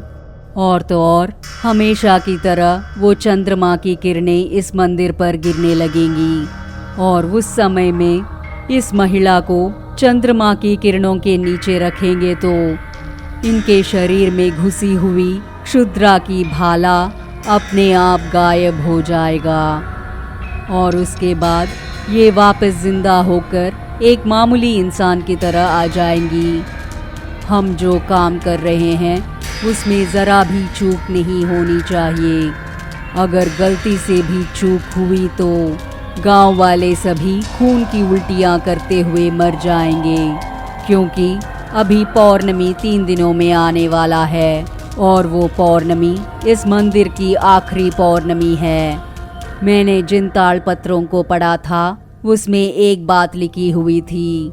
वो क्या है कि 30 सालों से इस मंदिर में शक्तिपीठ नहीं है, और अगर मंदिर बिना शक्तिपीठ के एक और साल रही तो 31वां साल ये मंदिर खंडर बन जाएगी। ये दैव निर्णय है। हमारा भाग्य अच्छा रहा तो वो बच्चा इस शक्तिपीठ को लाएगा तो हम अपने गांव के साथ साथ गांव वालों को और इस मंदिर को भी बचा सकते हैं, और तो और उस तांत्रिक क्षुद्रा की पीड़ा से भी हम विमुक्त हो जाएंगे, और ये पूरा गांव सस्य श्यामल बन जाएगा। इस तरह अघोरा उन लोगों से कह रहे थे। उस स्त्री से जन्मा हुआ उस बच्चे से उनके गांव पर जो प्रेतात्माओं की समस्या थी वो पूरी तरह से मिट जाएगा, और साथ ही साथ मंदिर की पवित्रता भी लौट जाएगी। ऐसा सोचकर गांव वाले बहुत खुशी से उस लड़के को पूरे गांव में उत्सव मनाते हुए घुमाया। उस गांव के और नल्लमला जंगलों के बीच एक नदी बहती रहती है। उस लड़के को नदी को पार करके जंगलों में पहुंचना है, इसलिए गांव वाले सभी मिलकर उस लड़के को जंगल पहुंचाने के लिए उस नदी के तट पर पहुंचे। सभी बहुत ही दुखी मन से और प्रेम और अभिमान के साथ उस लड़के को जंगल में भेज रहे थे, और वो लड़का भी उनके प्रेम और अभिमान को समझकर वो भी बहुत प्रेम के साथ उनकी गांव की रक्षा करने की दृढ़ संकल्प के साथ नल्लमला जंगल में जाने लगा। और कुछ ही देर में वो साहसी लड़का नदी के दूसरी तरफ पहुंचा, और फिर वो जंगल के रास्ते से जाने लगा। लेकिन इस लड़के को क्षुद्रा के भेजे हुए 2 रक्षक भट एक पेड़ के पीछे छुपकर देख रहे थे, और वो दोनों एक दूसरे से इस तरह बात करने लगे।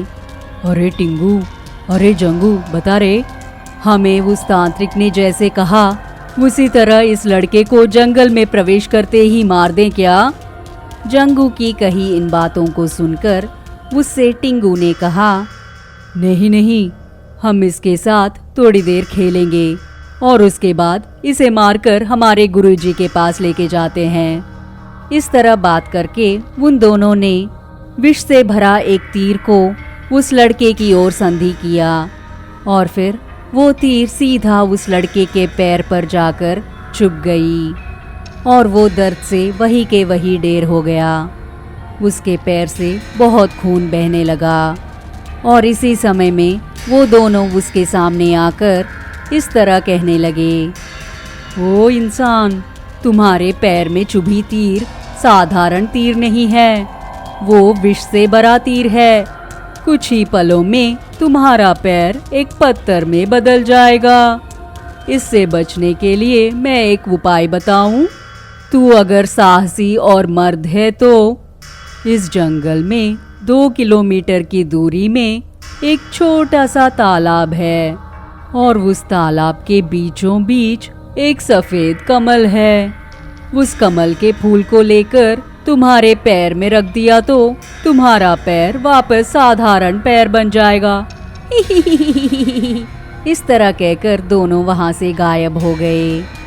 किसी भी तरह उस गांव वालों की इच्छा को पूरी करने के लिए अपने दर्द को सहते हुए पूरे जंगल में ढूंढ ढूंढ कर आखिर में उस तालाब के पास आ पहुंचा और तालाब में हर तरफ मगरमच्छ थे और ये साहसी लड़का मन में दृढ़ संकल्प के साथ उस मगरमच्छों के ऊपर कूदते हुए आखिरकार उस सफेद कमल के पास आ पहुंचा और तुरंत ही उस कमल के फूल को पानी से निकालकर अपने पैर पर रख लिया और फिर वो पत्थर वाला पैर फिर से साधारण पैर बन गया। इस अनुभव के बाद वो अपने मन में इस तरह सोचने लगा, इस जंगल में बहुत सारी माया शक्तियाँ हैं, मुझे हर एक कदम को संभल के रखना होगा, वरना मैं इन दुष्ट शक्तियों के हाथों मर जाऊंगा। मेरे ऊपर उस भगवान के और गांव वालों के आशीर्वाद हैं, मैं किसी भी तरह विजय हासिल करके रहूंगा। इस तरह उसने सोचा और दूसरी तरफ गांव के बाहर स्थित वो मंदिर अचानक से उसका आधा भाग धरती के अंदर चला गया। ये सब देखकर गांव के मुखिया जी डरते हुए गांव के तालाब में तपस्या कर रहे उस अघोरा के पास पहुंचे और उनसे इस तरह कहने लगे, गुरुजी, हमारे गांव के बाहर स्थित उस मंदिर का आधा भाग धरती के अंदर चला गया, आप एक बार आकर देख लीजिए। और तुरंत ही वो सभी मंदिर के पास आ पहुंचे। मंदिर को इस तरह देखकर अघोरा ने कहा, गांव विनाश की ओर बढ़ रहा है, जल्द से जल्द उस लड़के को उस शक्तिपीठ को वापस लाकर इस मंदिर में स्थापित करना होगा, तभी ये मंदिर वापस बाहर आएगा। अब के लिए मैं भगवान को प्रार्थना करके अपनी शंख को बजाता हूँ। उस शंख का नाद से आकाश गंगा मंदिर के ऊपर गिरती रहेगी। इस तरह करने से आकाश गंगा पूरे गांव में फिर से आ जाएगी। उसकी शक्ति से हम थोड़ी देर के लिए इस मंदिर को बचा पाएंगे, लेकिन हमारे पास अब सिर्फ एक ही दिन बचा है। इस एक दिन की व्यवधि में अगर वो लड़का उस शक्तिपीठ को फिर से मंदिर में स्थापित करेगा, तभी हम इस मंदिर को और गांव को बचा पाएंगे, वरना हम सभी मर जाएंगे। इसलिए सावधानी से रहिएगा। इस तरह अघोरा ने उन सब से कहा और जैसे उन्होंने कहा था वैसे ही अघोरा मंदिर के सामने खड़ा होकर शंख बजाने लगे। इस तरह करते ही आकाश गंगा उस मंदिर के ऊपर गिरने लगी और इस वजह से वो पूरा गांव पिछली बार की ही तरह आधा पानी में डूब गया। ये सब देखकर गांव वाले सभी डर के मारे अपनी जान को मुट्ठी में लेकर जीने लगे और फिर मुखिया जी ने पूरे गांव में फिर से डंडोरा पिटवाया। गांव का वो मंदिर दिन ब दिन धरती के अंदर जाने की वजह से अघोरा ने पूजा करके आकाश गंगा को वापस लाए हैं। इस वजह से पूरे गांव में पानी आ जाता है। इस पानी को देखकर किसी को भी डरने की जरूरत नहीं है। और दूसरी तरफ अघोरा लगातार शंखानाद करते रहे, क्योंकि अगर बीच में उस शंखानाद को रोक दिया तो वो आकाश गंगा वापस चली जाएगी और तो और अब उनके पास सिर्फ 24 घंटे ही बचे हैं। और वहाँ नल्लमला जंगलों में बहुत सारी मुश्किलों को पार करने के बाद जब वो जंगल में जा रहा था, तभी उसके सामने क्षुद्रा के भेजे हुए उसके 2 शिष्य प्रकट हुए। और उन दोनों ने उस शूरवीर से इस तरह कहा, तुम बहुत परिश्रम कर रहे हो, तुम्हें देखकर हमें दया आ रही है। हमारे क्षुद्रा गुरुजी ने तुम्हें मारने के लिए हमें भेजा था, लेकिन तुम्हें देखकर हमें मारने का मन ही नहीं कर रहा है। तुम तो हमारे एक मित्र के जैसे दिख रहे हो। हम भी तुम्हारे ही तरह यहाँ आए थे, लेकिन बहुत समय से यहीं पर बंदी बनकर रह गए और वो हमसे इस तरह का काम करवा रहा है। तुम्हारा समस्या क्या है? अगर हो सके तो हम भी तुम्हारी मदद करेंगे। तब उस वीर ने कहा, मेरी माँ जिंदगी और मौत के बीच है, और तो और अगर मैं शक्तिपीठ को वापस लेके नहीं गया तो पूरा गांव ही सर्वनाश हो जाएगा। उस शक्तिपीठ को तुम्हारे क्षुद्र तांत्रिक गुरुजी चुरा कर लेके गए। इस बात से अनजान गांव वालों ने मेरी माँ पर शक करके उन्हें मार डाला था। बहुत सालों से एक प्रेतात्मा बनकर मेरी माँ ने बहुत सारे गांव वालों को मार डाला था। आखिर में एक अच्छे अघोरा की वजह से हम सब बच गए। उस अघोरा के कहे अनुसार मैं तुम्हारे गुरुजी के चुराए हुए उस शक्तिपीठ को वापस ले जाकर फिर से मंदिर में प्रतिष्ठा करूंगा तो हमारी गांव की सभी समस्याएं हल हो जाएंगी और साथ ही मेरी माँ को भी बचा पाऊंगा। इस तरह उस वीर ने उन दोनों से कहा। ये सुनकर उन दोनों ने कहा, ठीक है, लेकिन तुम्हारा वहाँ जिंदा जाना तुम्हारे लिए बहुत खतरनाक हो सकता है। इसलिए हम एक काम करते हैं, हम अपनी मंत्र शक्तियों का इस्तेमाल करके हम तुम्हें 2 घंटों के लिए मुर्दा बना देंगे और फिर तुम्हारे मरे हुए शरीर को हम दोनों क्षुद्रा के पास लेके जाएंगे। और इतना ही नहीं, हम तुम्हें कुछ शक्तियों को देंगे। उन शक्तियों से तुम उसे हरा देना और फिर उसने उस शक्तिपीठ को कहाँ पर छुपाया है वो हम तुम्हें बताएंगे। ऐसा कहकर उन दोनों ने अपनी शक्तियों को उस शूरवीर को दिया और फिर उसे एक मरा हुआ इंसान के जैसे बना दिया। और दूसरी तरफ अघोरा शंख को बजाते ही रहे, वो लगातार बजाते ही रहे। इस वजह से आकाशगंगा भी सीधा उस मंदिर के ऊपर गिरने लगी और इस वजह से उस आकाशगंगा की पानी पूरे गांव में भर गया था। और इतना ही नहीं, गांव के बाहर स्थित वो तालाब भी पूरी तरह से पानी से भर गया था। और इससे गांव वाले ना डरे, इसके लिए मुखिया जी डंडोरा बजाकर सूचना देते रहे और अघोरा भी थके बिना दृढ़ निश्चय के साथ लगातार शंखनाद करते ही रह गए। और गांव वाले भी अपनी जान को मुट्ठी में रख के भगवान से प्रार्थना करते रहे। गांव वाले सभी अपने मन में बहुत डर रहे थे, लेकिन साथ ही उस शूरवीर का वापस आने का प्रार्थना भी कर रहे थे ताकि ये गांव वापस पहले की तरह हो जाए। और अगले भाग में वो वीर कैसे शक्तिपीठ को वापस मंदिर में स्थापित करता है, ये सब देखेंगे। तांत्रिक क्षुद्रा के भेजे हुए दोनों शिष्य उस शूरवीर की वीरता को देखकर दंग रह गए। और इतना ही नहीं, उस वीर की जन्म गाथा को सुनकर उन दोनों को भी बहुत बुरा लगा। उस वीर की अपनी माँ को बचाने की इच्छा को देखकर वो दोनों बहुत प्रसन्न हुए। और इतना ही नहीं, अपनी माँ की जान के साथ साथ गांव वालों की जानों को भी बचाने की कोशिश में वो अपनी खुद की जान की भी परवाह नहीं कर रहा था। ये बात उन दोनों के दिल को छू गई, इसलिए उन दोनों ने उसकी मदद करने का निश्चय किया और साथ ही उस मंदिर के शक्तिपीठ कहाँ पर छुपा है इसके बारे में भी बताने का वादा किया।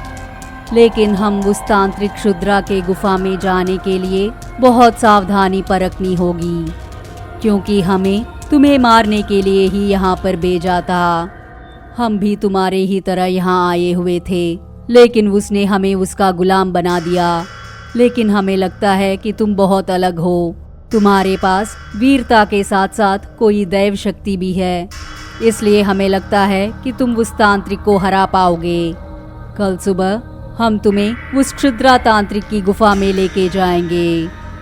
और अगली सुबह जैसे उन्होंने कहा था वैसे ही तीनों उस क्षुद्रा तांत्रिक की गुफा के पास पहुंचे और वहां उस वीर से इस तरह कहने लगे, देखो वही है कपाला पर्वत। उस पर्वत के गुफा में ही क्षुद्रा तांत्रिक रहता है।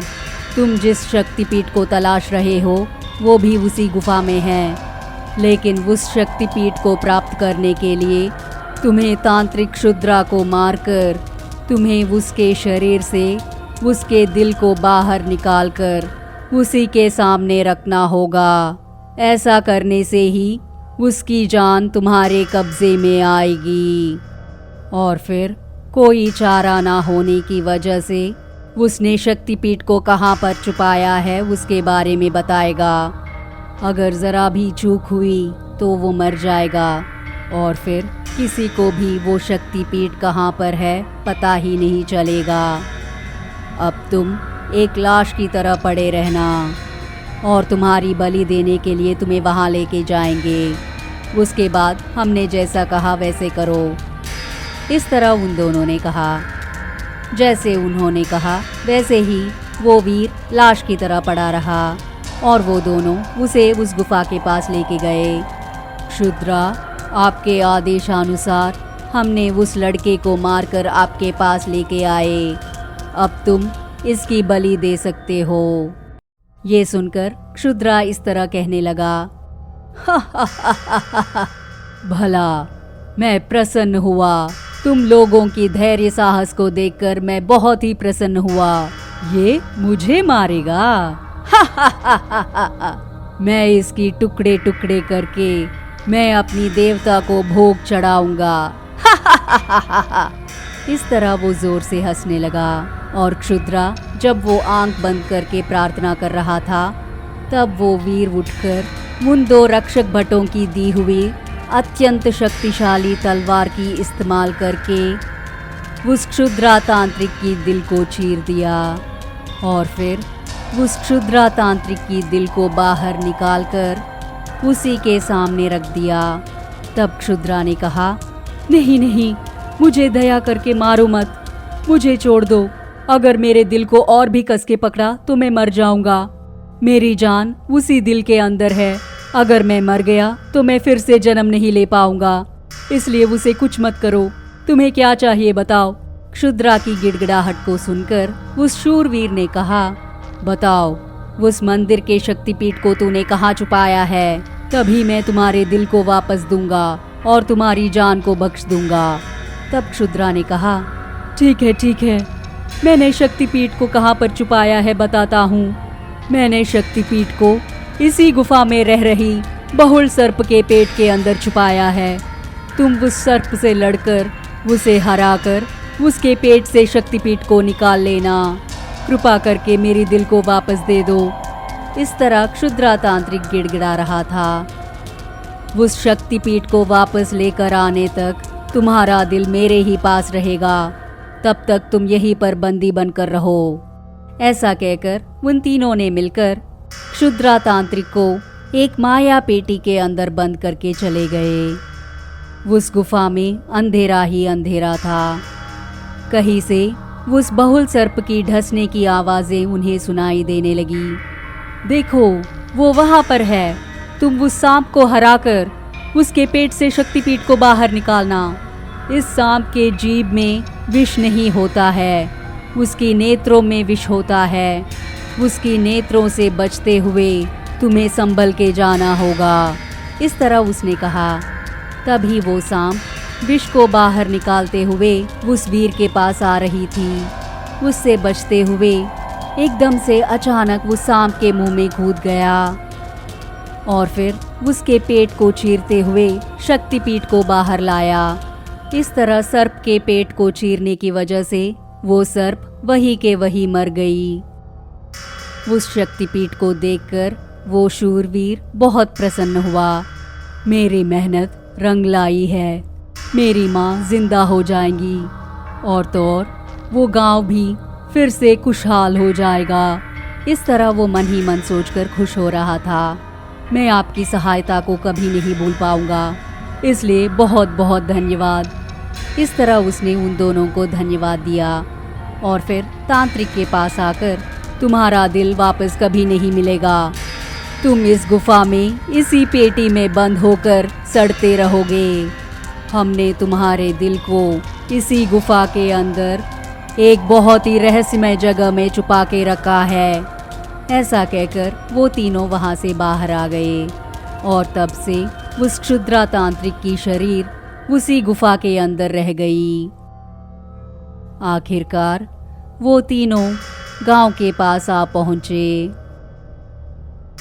नल्लमला जंगल से बाहर आकर उस नदी को पार करके जब वो आया तब गांव वाले सभी उसका इंतजार कर रहे थे। उसके हाथ में शक्तिपीठ को देखकर सभी बहुत खुश हुए। उसके गांव में प्रवेश करते ही सभी गांव वाले उसके पास आकर, ये दोनों कौन है बेटा? ये लोग तांत्रिक के जैसे दिख रहे हैं। तब शूरवीर ने कहा, इन दोनों ने ही मेरी सहायता की थी। उस तांत्रिक क्षुद्रा को कैसे मारना है उसका उपाय इन दोनों ने ही मुझे बताया था।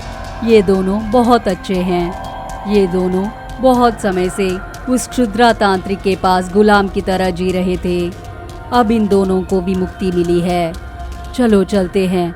अब हमारे पास सिर्फ 2 घंटे ही बचे हैं। इस शक्तिपीठ को ले जाकर उस अघोरा को देना होगा और उसके बाद अघोरा जी इस शक्तिपीठ को मंदिर में स्थापित करके इस गांव को श्राप से विमुक्त कर देंगे और साथ ही मेरी माँ भी वापस आ जाएंगी।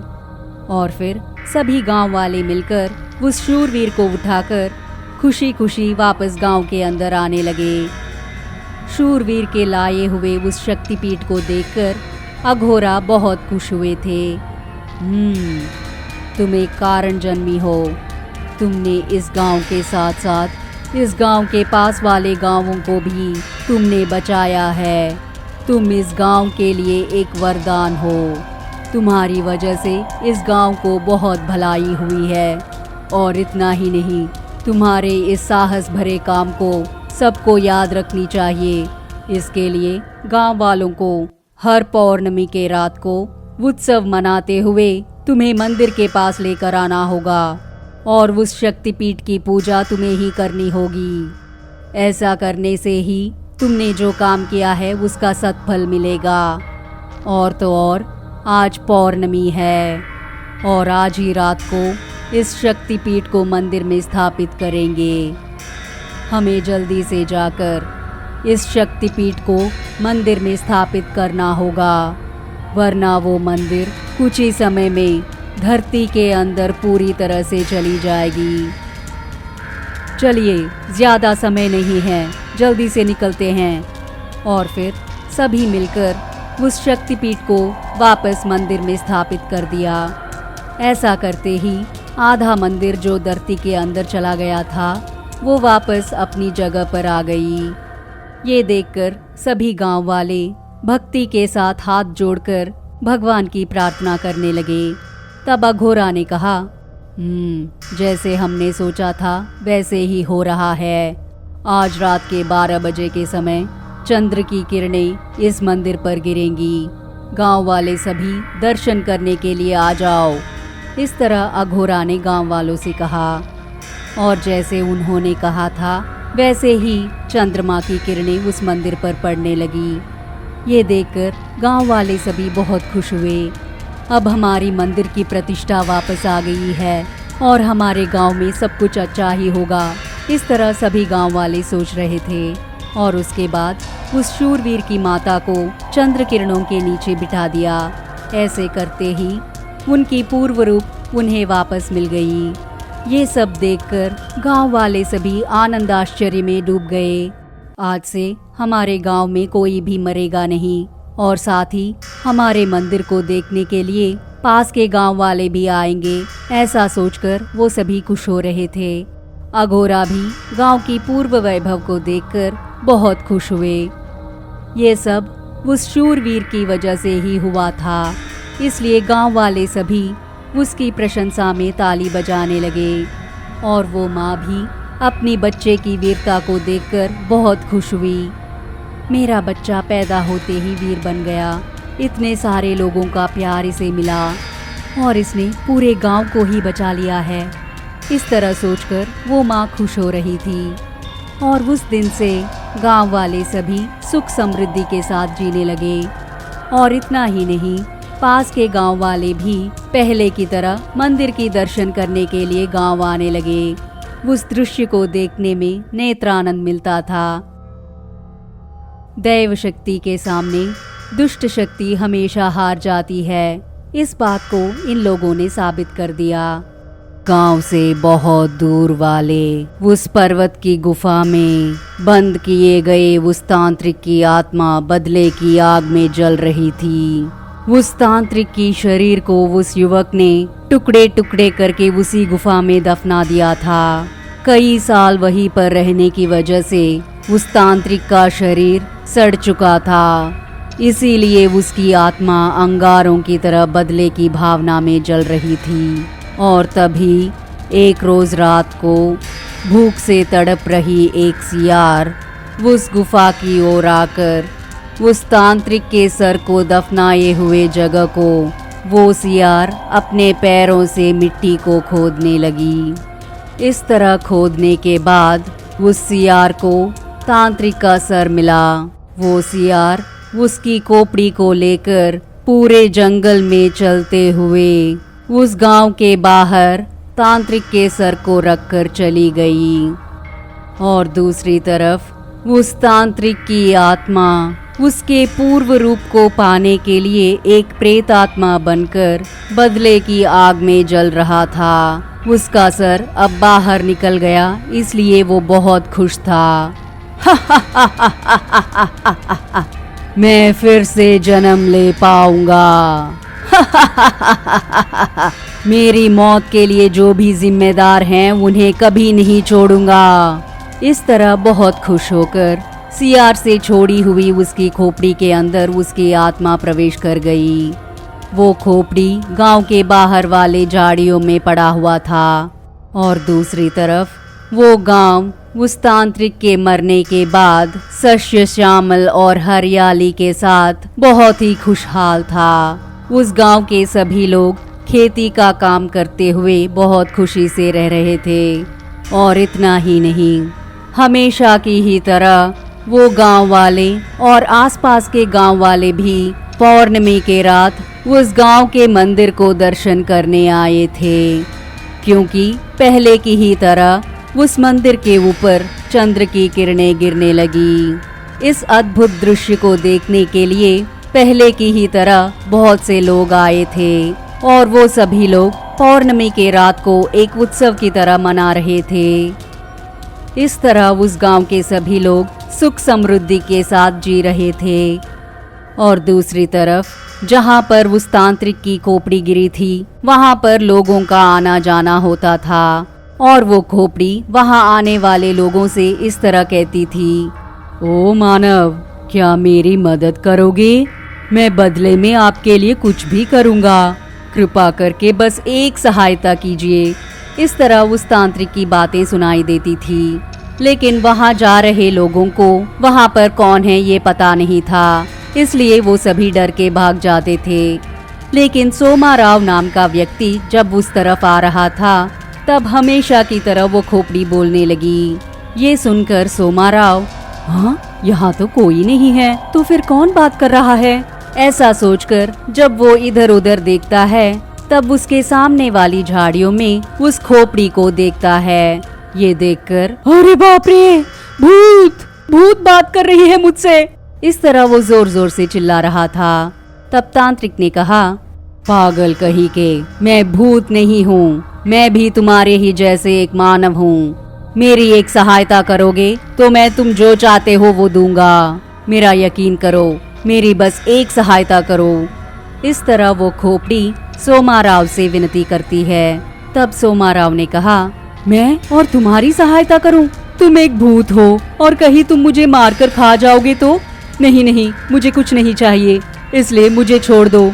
इस तरह सोमाराव उससे कहता है। ये सुनकर उस खोपड़ी ने कहा, हे मानव, कृपा करके बस मेरी एक सहायता करो। मैं तुम्हें कुबेर बना दूंगा। तुम जो चाहोगे वो दूंगा। सोना चाहिए या हीरे चाहिए, या फिर एक बड़ी सी पेटी में पैसे चाहिए? तुम्हारी मर्जी, तुम जो मांगोगे वो मैं तुम्हें दूंगा। इस तरह उस खोपड़ी ने सोमाराव से कहा। ये सुनकर उसने कहा, क्या तुम सच में जो मैं मांगूंगा वो दोगे? फिर ठीक है, मैं तुम्हारी सहायता करूंगा, लेकिन मैं जो मांगता हूँ वो तुम्हें देना होगा। ये सुनकर वो तांत्रिक बहुत खुश होकर, दूंगा मानव, तुम जो चाहोगे वो दूंगा। मैं जहाँ ले जाने को कहता हूँ वहाँ मुझे ले चलो। तुम्हारे गांव से 30 किलोमीटर की दूरी में एक बेताल पर्वत नाम की एक पर्वत है, और उस पर्वत की गुफा में मेरी शरीर के टुकड़े हैं। तुम जरा मुझे वहाँ ले जाकर मेरे शरीर के भागों के पास मुझे रख दोगे तो मेरा पूर्व रूप मुझे वापस मिल जाएगा और मुझे बहुत सारी शक्तियाँ मिलेंगी। ये सुनकर सोमाराव ने कहा, क्या ये सच है? अगर तुम इतने ही शक्तिशाली हो तो तुम मुझसे इतना क्यों गिड़गिड़ा रहे हो? इस तरह सोमाराव ने उससे पूछा। तब तांत्रिक ने कहा, नादान कही के मेरी सभी शक्तियाँ मेरे शरीर के भागों में हैं, खासकर मेरे हृदय के अंदर मेरी सभी मंत्र शक्तियाँ हैं। मेरा सर अगर मेरी शरीर से जुड़ जाएगा तो मैं कई गुना शक्तिशाली बन जाऊंगा, और इतना ही नहीं, मैं अपराजित हो जाऊंगा। इसलिए तुम मेरी सहायता करो। ये सब सुनकर सोमाराव ने कहा, ठीक है, जरूर मदद करूंगा। ऐसा कहकर उसने अपने झोली के अंदर उस खोपड़ी को रखकर गांव के अंदर आ पहुंचा। उसके गांव के अंदर आते ही सभी पंछियां वहां से उड़कर दूर चली गई, और इतना ही नहीं, पूरे गांव में भेड़ियों की आवाजें सुनाई देने लगी। वातावरण बहुत भयानक हो चुका था। तब गांव वाले सभी, ये क्या, अचानक से ये भेड़ियों की आवाजें क्यों आ रही हैं? और तो और पूरा गांव बहुत डरावना दिख रहा है, पता नहीं क्या होगा, हमारी रक्षा वो भगवान ही करेंगे। इस तरह वो सभी बात कर रहे थे। सोमाराव उस खोपड़ी वाली झोली को अपने घर के अंदर रख दिया, और सोमाराव की गाय अचानक से खून की उल्टियां करते हुए मर गई। ये देखकर सोमाराव ने कहा, क्या रे, क्या हुआ? क्या हमारी गाय बीमार थी जो इस तरह मर गई? इस तरह उसने अपनी पत्नी से पूछा। पता नहीं जी, आपके आते ही ये गाय अचानक से मर गई। उसकी पत्नी की बात सुनकर सोमाराव ने कहा, जाने दो, कोई बात नहीं, कल हमें बहुत सारे पैसे मिलेंगे, देखती रहना। ये सुनकर उसकी पत्नी ने कहा, कल तक हम पैसे वाले कैसे हो जाएंगे जी? तब सोमाराव ने कहा, चुप कर पगली, तुम्हें बताकर ही मुझे सब कुछ करना होगा क्या? कल तक हमारी स्थिति पूरी तरह से बदल जाएगी। ऐसे कहने के बाद वो दोनों सोने चले गए। लेकिन गांव के अंदर भेड़ियों की आवाजें कोई प्रेत आत्माओं की आवाजों की तरह सुनाई दे रही थी, और तभी सुबह होने वाली थी, और सोमाराव अपनी झोली के अंदर खोपड़ी को लेकर वो बहुत दूर एक नाव में सफर करने लगा, और फिर आखिर में उस कपाल पर्वत के पास आ पहुंचा। अंदर आते ही वो खोपड़ी बाहर आकर, मेरी खोपड़ी को उठाकर तुम उस मूर्ति के पास रख देना। और सोमाराव भी जैसे तांत्रिक ने कहा उसी तरह उसने उस खोपड़ी को उठाकर मूर्ति के सामने रख दिया, और खोपड़ी कोई मंत्र पढ़ने लगी। ओम क्रीम पूर्वदेहिनी, ओम क्रीम चंडी पार्वनी, ओम क्रीम शक्ति पीठनी, ओम क्रीम अघोरमादनी, ओम क्रीम पूर्व वैभनी।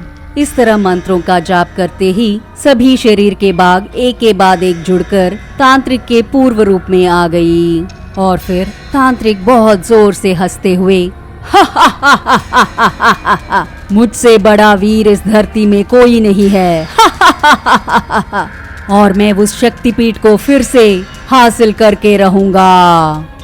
मुझसे शक्तिपीठ को चुराने वाले उस वीर को मार मार कर बहुत ही भयानक सी एक मौत दूंगा। अब मैं अमर हो चुका हूँ। एक बार मरकर मैं वापस जिंदा हुआ हूँ और मैं बहुत सी शक्तियों को प्राप्त करूंगा। इस तरह वो तांत्रिक जोर से हंस रहा था। तब सोमाराव ने कहा, ओ तांत्रिक जी, आप मुझे भूल गए। मैंने आपकी जो सहायता की है उसके लिए मैं जो मांगूंगा वो देंगे करके आपने कहा था ना। तब तांत्रिक ने कहा, हाँ रे डिम्बका, मैं तुम्हें भूल ही गया। तुम्हारी की हुई इस सहायता को मैं कभी नहीं भूलूंगा। तुम्हें क्या चाहिए मांगो। मैं तुम्हारी इच्छा को पूरी करूंगा। तब सोमाराव ने कहा, तांत्रिक जी, मैं बहुत मेहनत करता हूँ, फिर भी मुझे ठीक से पैसे नहीं मिलते। और तो और मेरी गाय भी खून की उल्टियाँ करते हुए मर गई। इस तरह मेरा जीवनाधार चला गया। आप मुझे कोई खजाना को देंगे तो मैं खुशी खुशी रह लूंगा।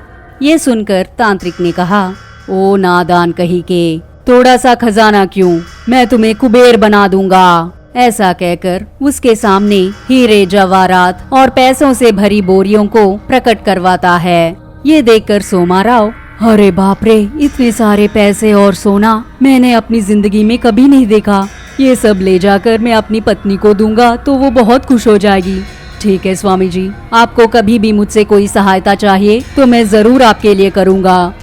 आप दया करके मुझे कभी भूलना मत। ये सब सुनकर तांत्रिक ने कहा, तुझे कैसे भूल जाऊंगा रे ढिम्बका, तूने तो मुझे प्राण दान दिया है, मुझे मेरी पूर्व रूप को दे दिया। तुम्हें कभी भी मेरी सहायता की जरूरत पड़ी तो तुम मेरा नाम स्मरण करो और मैं तुम्हारे सामने प्रकट हो जाऊंगा। लेकिन तुम्हें तुम्हारे गांव में जो भी हो रहा है उसकी खबर मुझे देते रहना होगा। तुम जो समाचार मुझे देना चाहते हो वो समाचार मुझ तक पहुंचाने के लिए मैं तुम्हारे पास जादुई चील को पहुंचाता रहूंगा और तुम्हारे गांव में घट रही घटनाओं के बारे में एक पत्र में लिखकर उस चील के पैर में बांधकर मेरे पास भेज देना। ऐसा करने पर मैं तुम्हें बहुत सारा सोना दूंगा। खासकर पौर्णमी के रात को चंद्रमा की किरणें उस मंदिर पर पड़ रही हैं कि नहीं, इसके बारे में मुझे खबर देते रहना होगा, तब मैं और ज्यादा सोना दूंगा। ये सुनकर सोमाराव ने कहा, जरूर तांत्रिक जी, जरूर। आपने मुझे इतना सारा सोना दिया है जो मैंने अपनी जिंदगी में कभी देखा ही नहीं। मैं आपकी सहायता जरूर करूंगा। मेरे गांव में घट रही सभी घटनाओं के बारे में आपको खबर देता रहूंगा। ऐसा कहकर सोमाराव फिर से अपने गांव वापस आ गया। सोमाराव उस तांत्रिक की दी हुई पैसे और गहनों को देख बहुत खुश होकर तांत्रिक की सहायता करने का वादा करके सोने और पैसों को लेकर वो गांव में वापस आ गया। गांव जाने के बाद सोमाराव अपनी पत्नी को बुलाकर, ये देखो, मैंने कहा था ना कि हम लोग बहुत पैसे वाले हो जाएंगे, एक बार इसे तो देखो। ऐसा कहकर वो अपने पत्नी के सामने सोने के बोरी को रखता है। इतना सारा सोना देखकर सोमाराव की पत्नी आश्चर्यचकित होके, अरे बाप रे, इतना सारा सोना मैंने जिंदगी में कभी नहीं देखा। वैसे आपको कहाँ से मिला है ये सब? इस तरह सोमाराव की पत्नी ने पूछा। तब सोमाराव ने कहा, बेवकूफ कही की, तुम ये सब जानकर क्या करोगी? कैसे भी करके मैं ये सब कमा कर लाया हूँ। आज के बाद हमें कोई समस्या नहीं होगी। आराम से खा पी कर जी सकते हैं, राजा महाराजाओं की तरह जी सकते हैं। इस तरह सोमाराव खुशी से अपनी पत्नी से कहता है। और दूसरी तरफ पौर्णमी के रात उस गांव के मंदिर के ऊपर चंद्रमा की किरणें गिरने का सभी लोग बेसब्री से इंतजार कर रहे थे। और तभी पौर्णमी की रात भी होने वाली थी। सभी लोग उत्सव मनाते हुए उस मंदिर के पास जा पहुँचे। ठीक रात के 11 बजे के समय सभी चंद्रमा की किरणों का गिरने का बहुत इंतजार कर रहे थे। लेकिन उस रात चंद्रमा की किरणें उस मंदिर पर नहीं पड़ी। ये देखकर सभी लोगों ने, अरे क्या हो गया, हमेशा इस मंदिर के ऊपर चंद्रमा की किरणें पड़ती रहती हैं और उस दृश्य को देखने के लिए हम जैसे लोग बहुत दूर से आए हैं, लेकिन अब चंद्रमा की किरणें इस मंदिर के ऊपर क्यों नहीं गिर रही हैं? और तो और परसों रात से गांव में भेड़ियों की आवाजें सुनाई दे रही हैं और वो आवाजें प्रेत आत्माओं की आवाजों की तरह सुनाई दे रही हैं। आखिर हमारे गांव के साथ क्या हो रहा है? इस तरह मंदिर आए हुए सभी लोग बात करने लगे। ये सब देखकर मुखिया जी इस तरह सोचने लगे, अचानक से इस गांव में क्या हो रहा है? ठीक है, एक काम करते हैं, गांव में डंडोरा पिटवाकर लोगों को सूचना देंगे कि गांव वाले सभी बहुत संभल के रहना चाहिए। और जैसे ही मुखिया ने डंडोरा पिटवाया था, ठीक उसी तरह गांव वाले सभी अपने अपने घरों में सावधानी से रहने लगे। और इतने में उसी रात को एक महिला मंदिर की तरफ से जा रही थी और जब वो मंदिर के पास पहुंची तभी अचानक से तांत्रिक की भेजी हुई एक भूतनी उस बिचारी महिला के ऊपर झपट पड़ी। और इतना ही नहीं, जैसे 30 साल पहले हुआ था, ठीक उसी तरह अचानक से उस मंदिर के सामने एक स्तंभ प्रकट हो गया और उस स्तंभ से भूतनी ने इस महिला को बांध दिया। और अगली सुबह गांव वालों ने देखा कि उस स्तंभ से एक महिला बंधी हुई थी और अब सिर्फ उसका कंकाल ही बचा है। इस भयानक दृश्य को देखकर कुछ गांव वाले डर के मारे मुखिया जी के पास आ पहुंचे। मुखिया जी, हमारे मंदिर के पास पहले की ही तरह फिर से एक महिला मरी पड़ी है, और तो और जिस स्तंभ को हमने निकाल कर फेंक दिया था वही स्तंभ फिर से आ गया है। आप एक बार आके देखिए मुखिया जी। ऐसा कहकर उन लोगों ने मुखिया जी को मंदिर के पास लाए। मुखिया जी उस दृश्य को देखकर, हमारे गांव को फिर से ऐसी परिस्थिति आएगी ऐसा हमने कभी सोचा ही नहीं था। आज के बाद गांव वाले सभी सावधानी से रहना और रात के समय इस मंदिर के पास किसी को आना नहीं चाहिए। मुखिया जी की कही इसी सूचना को पूरे गांव में डंडोरा पिटवा कर बताया गया। सुनो सुनो सुनो, सभी गांव वाले सावधानी से रहना और कोई भी रात को उस मंदिर के पास मत जाना, वरना तुम ही लोगों को खतरा होगा। इस सूचना को सुनकर सभी गांव वाले डर के मारे अपने अपने घरों में सावधानी से रहने लगे। मुखिया जी एक आदमी से इस तरह कहने लगे, हमारी गांव को फिर से ऐसी समस्या क्यों आई है? उन बेड़ियों की आवाजों को सुनने के तुरंत बाद ही अगर हम लोगों ने सोचा होता तो गांव में फिर से ये समस्या नहीं आती। ठीक है, जो हुआ सो हुआ। अब हमें उस अघोरा का पता लगाना होगा और वो ही इस समस्या का परिष्कार दे पाएंगे। ये सुनकर गांव का एक आदमी, मुखिया जी, उस अघोरा को मैंने पास वाले गांव में देखा था और वो एक गुफा में बैठकर तपस्या कर रहे थे। हम कल उनके पास जाकर हमारे गांव की समस्या के बारे में बता के उन्हें फिर से यहाँ लेके आते हैं। और फिर मुखिया जी उस गांव वाले के साथ मिलकर उस अघोरा से मिलने के लिए गुफा के पास गए। उस समय अघोरा तपस्या कर रहे थे।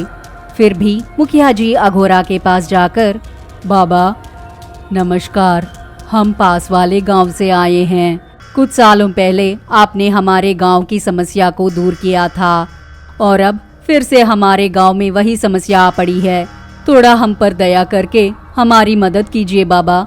मुखिया जी के ऐसे कहते ही अघोरा अपनी आंखों को खोलकर, तुम्हारे गांव के लोग ही तुम्हारे गांव का नाश कर रहे हैं। अपनी स्वार्थ के लिए और लालच में आकर तुम्हारे गांव वालों की बलि दे रहे हैं। तुम्हारे गांव में बहुत सारे स्वार्थी लोग हैं।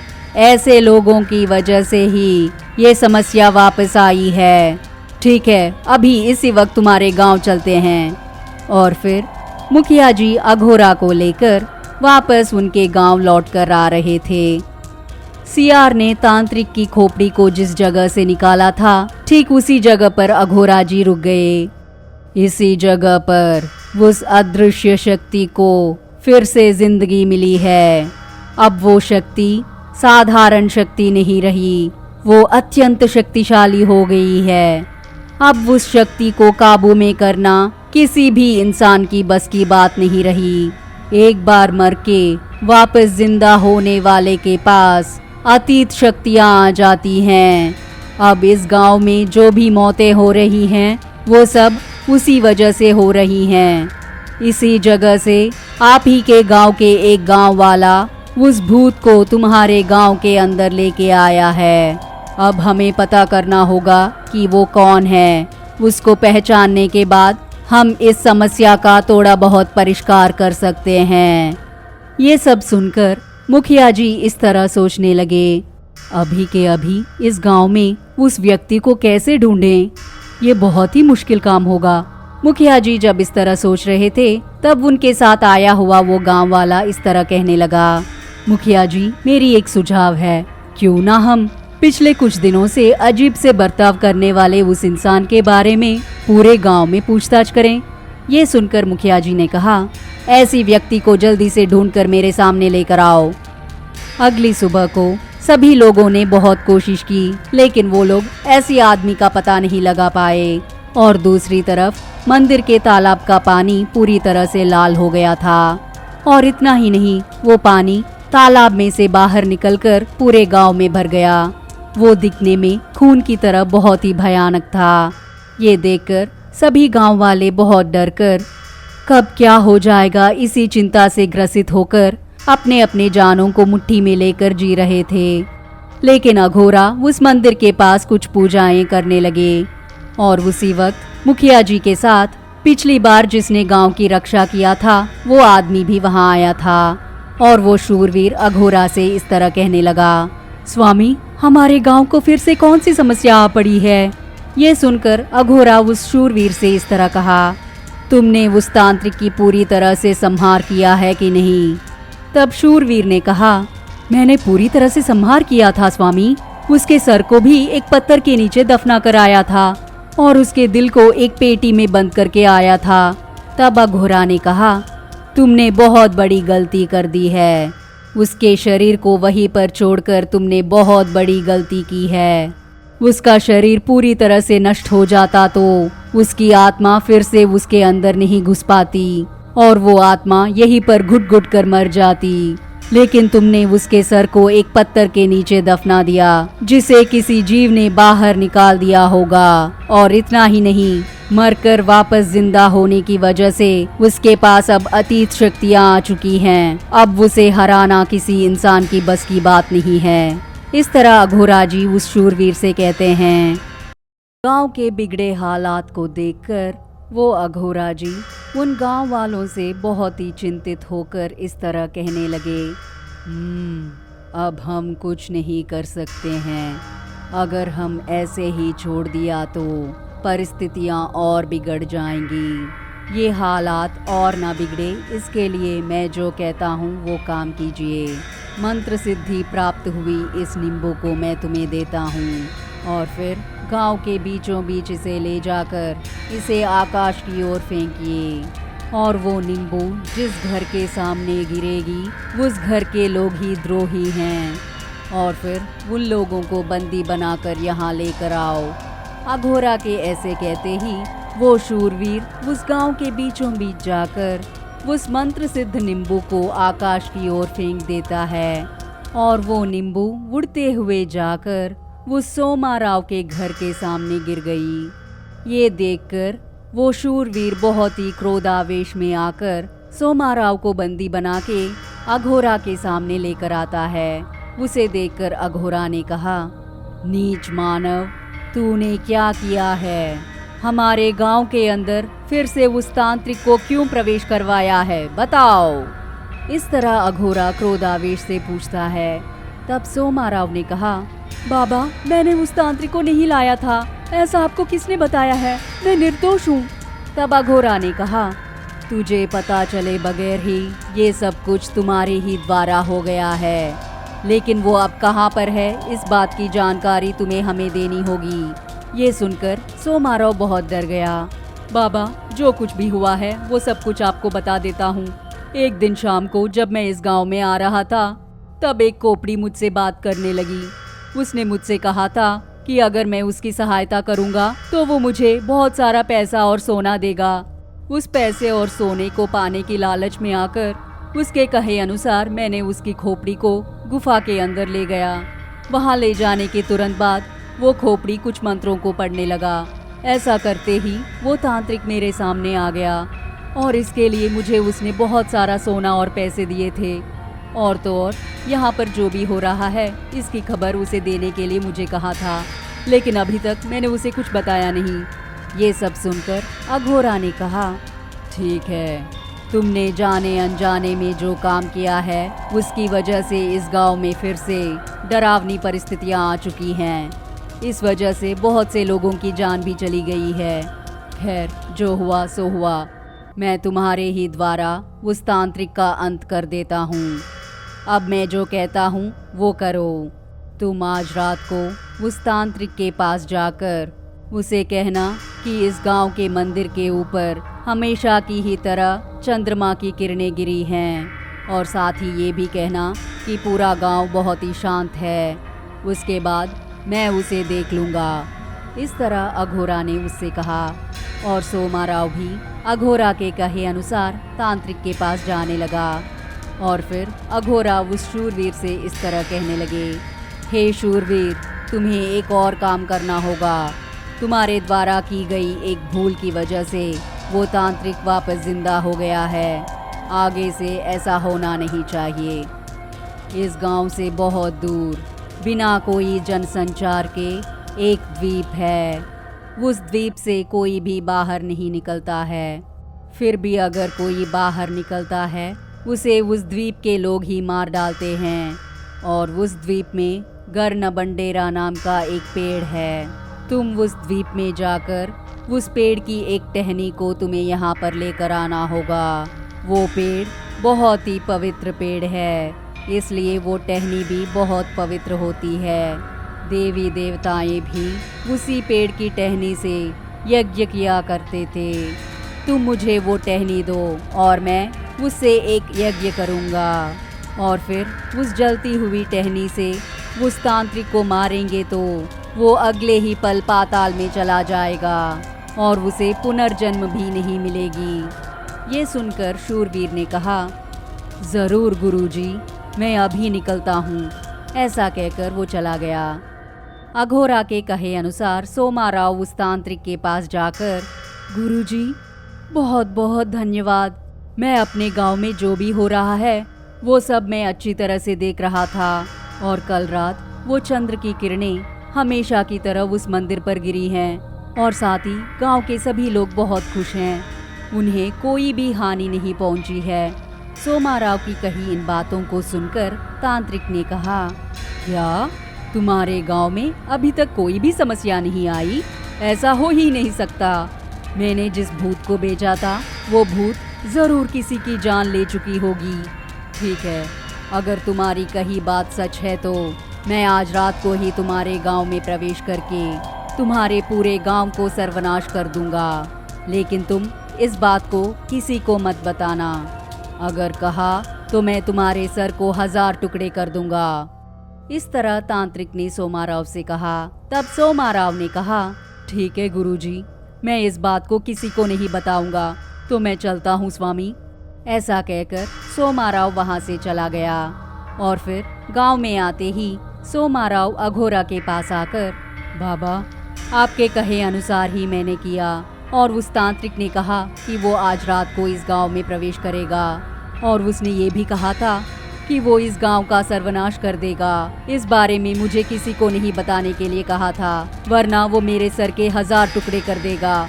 तब अघोरा ने कहा, दुष्ट शक्ति कभी भी दैव शक्ति को हरा नहीं सकती है। तुम्हारी रक्षा मैं करूँगा। तुम निश्चिंत होकर यहीं पर रहो। इस तरह अघोरा ने सोमाराव से कहा। और दूसरी तरफ वो शूरवीर अघोरा के कहे अनुसार उस भयानक सी द्वीप के पास गया। और वो द्वीप देखने में बहुत ही सुंदर था।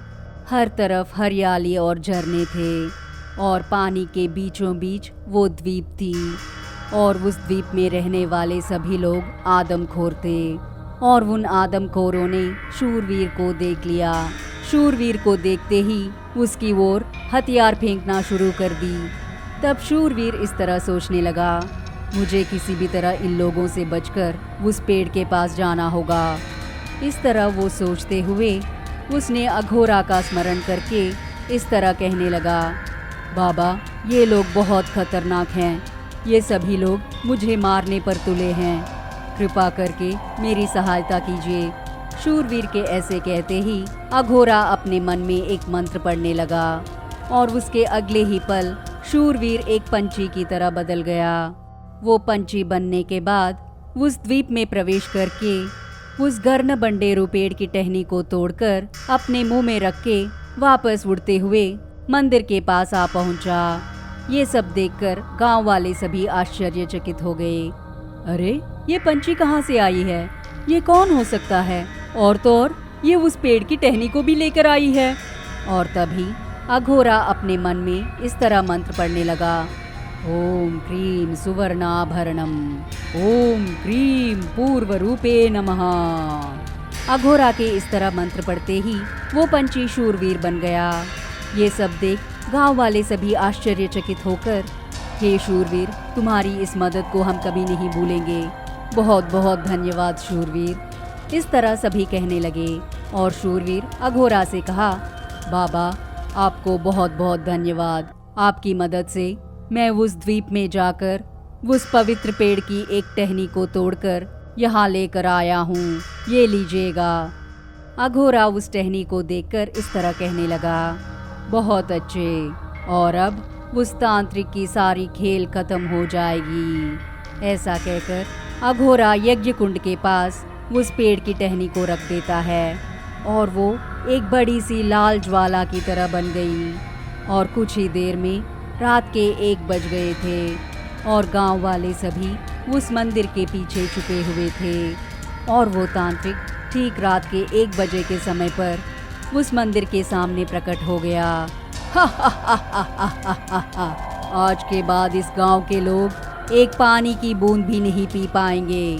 इन लोगों को बहुत बहुत सताकर जिस मंदिर को ये सभी लोग पवित्र मानते हैं उसी में इन सबको मार डालूंगा। तांत्रिक की इन बातों को सुनकर अघोरा उसके सामने आ गए। मूर्ख कहीं के, ऐसा हरगिज नहीं होगा। तुमने आज तक जो भी पाप किए हैं उन सब की सजा भुगतोगे। तुम सोच रहे हो कि तुम अमर बन के अतीत शक्तियों से वापस आए हो, लेकिन उससे भी शक्तिशाली चीज एक और है, और वही है दैविक शक्ति, जिसे तुम हरा नहीं सकते। ऐसा कहकर अघोरा ने शूरवीर को इशारा किया और तभी अचानक से वो शूरवीर पेड़ से कूदकर उसके सामने आ गया और उसके हाथों में जलती हुई वो टहनी थी, जिसे उस तांत्रिक के सर पर जोर से मारा। ऐसा करते ही वो तांत्रिक तभी के तभी धरती के अंदर से पाताल में चला गया। ये सब देखकर गांव वाले सभी अचंभित हो गए थे। आगे से हमें इस तांत्रिक से कोई भी समस्या नहीं आएगी, इस तरह गांव वाले सभी कहने लगे। तभी अघोरा ने उनसे कहा, गांव वालों, आज के बाद इस गांव को कोई भी समस्या नहीं आएगी और साथ ही हमेशा की तरह चंद्रमा की किरणें इस मंदिर पर पड़ेंगी और वो तालाब भी वापस अच्छे पानी से भर जाएगा। सभी सुख समृद्धि के साथ रहेगा। पैसे और सोने के लालच में आकर तुम लोग दूसरों की बलि मत देना। इस तरह अघोरा ने उन लोगों से कहा।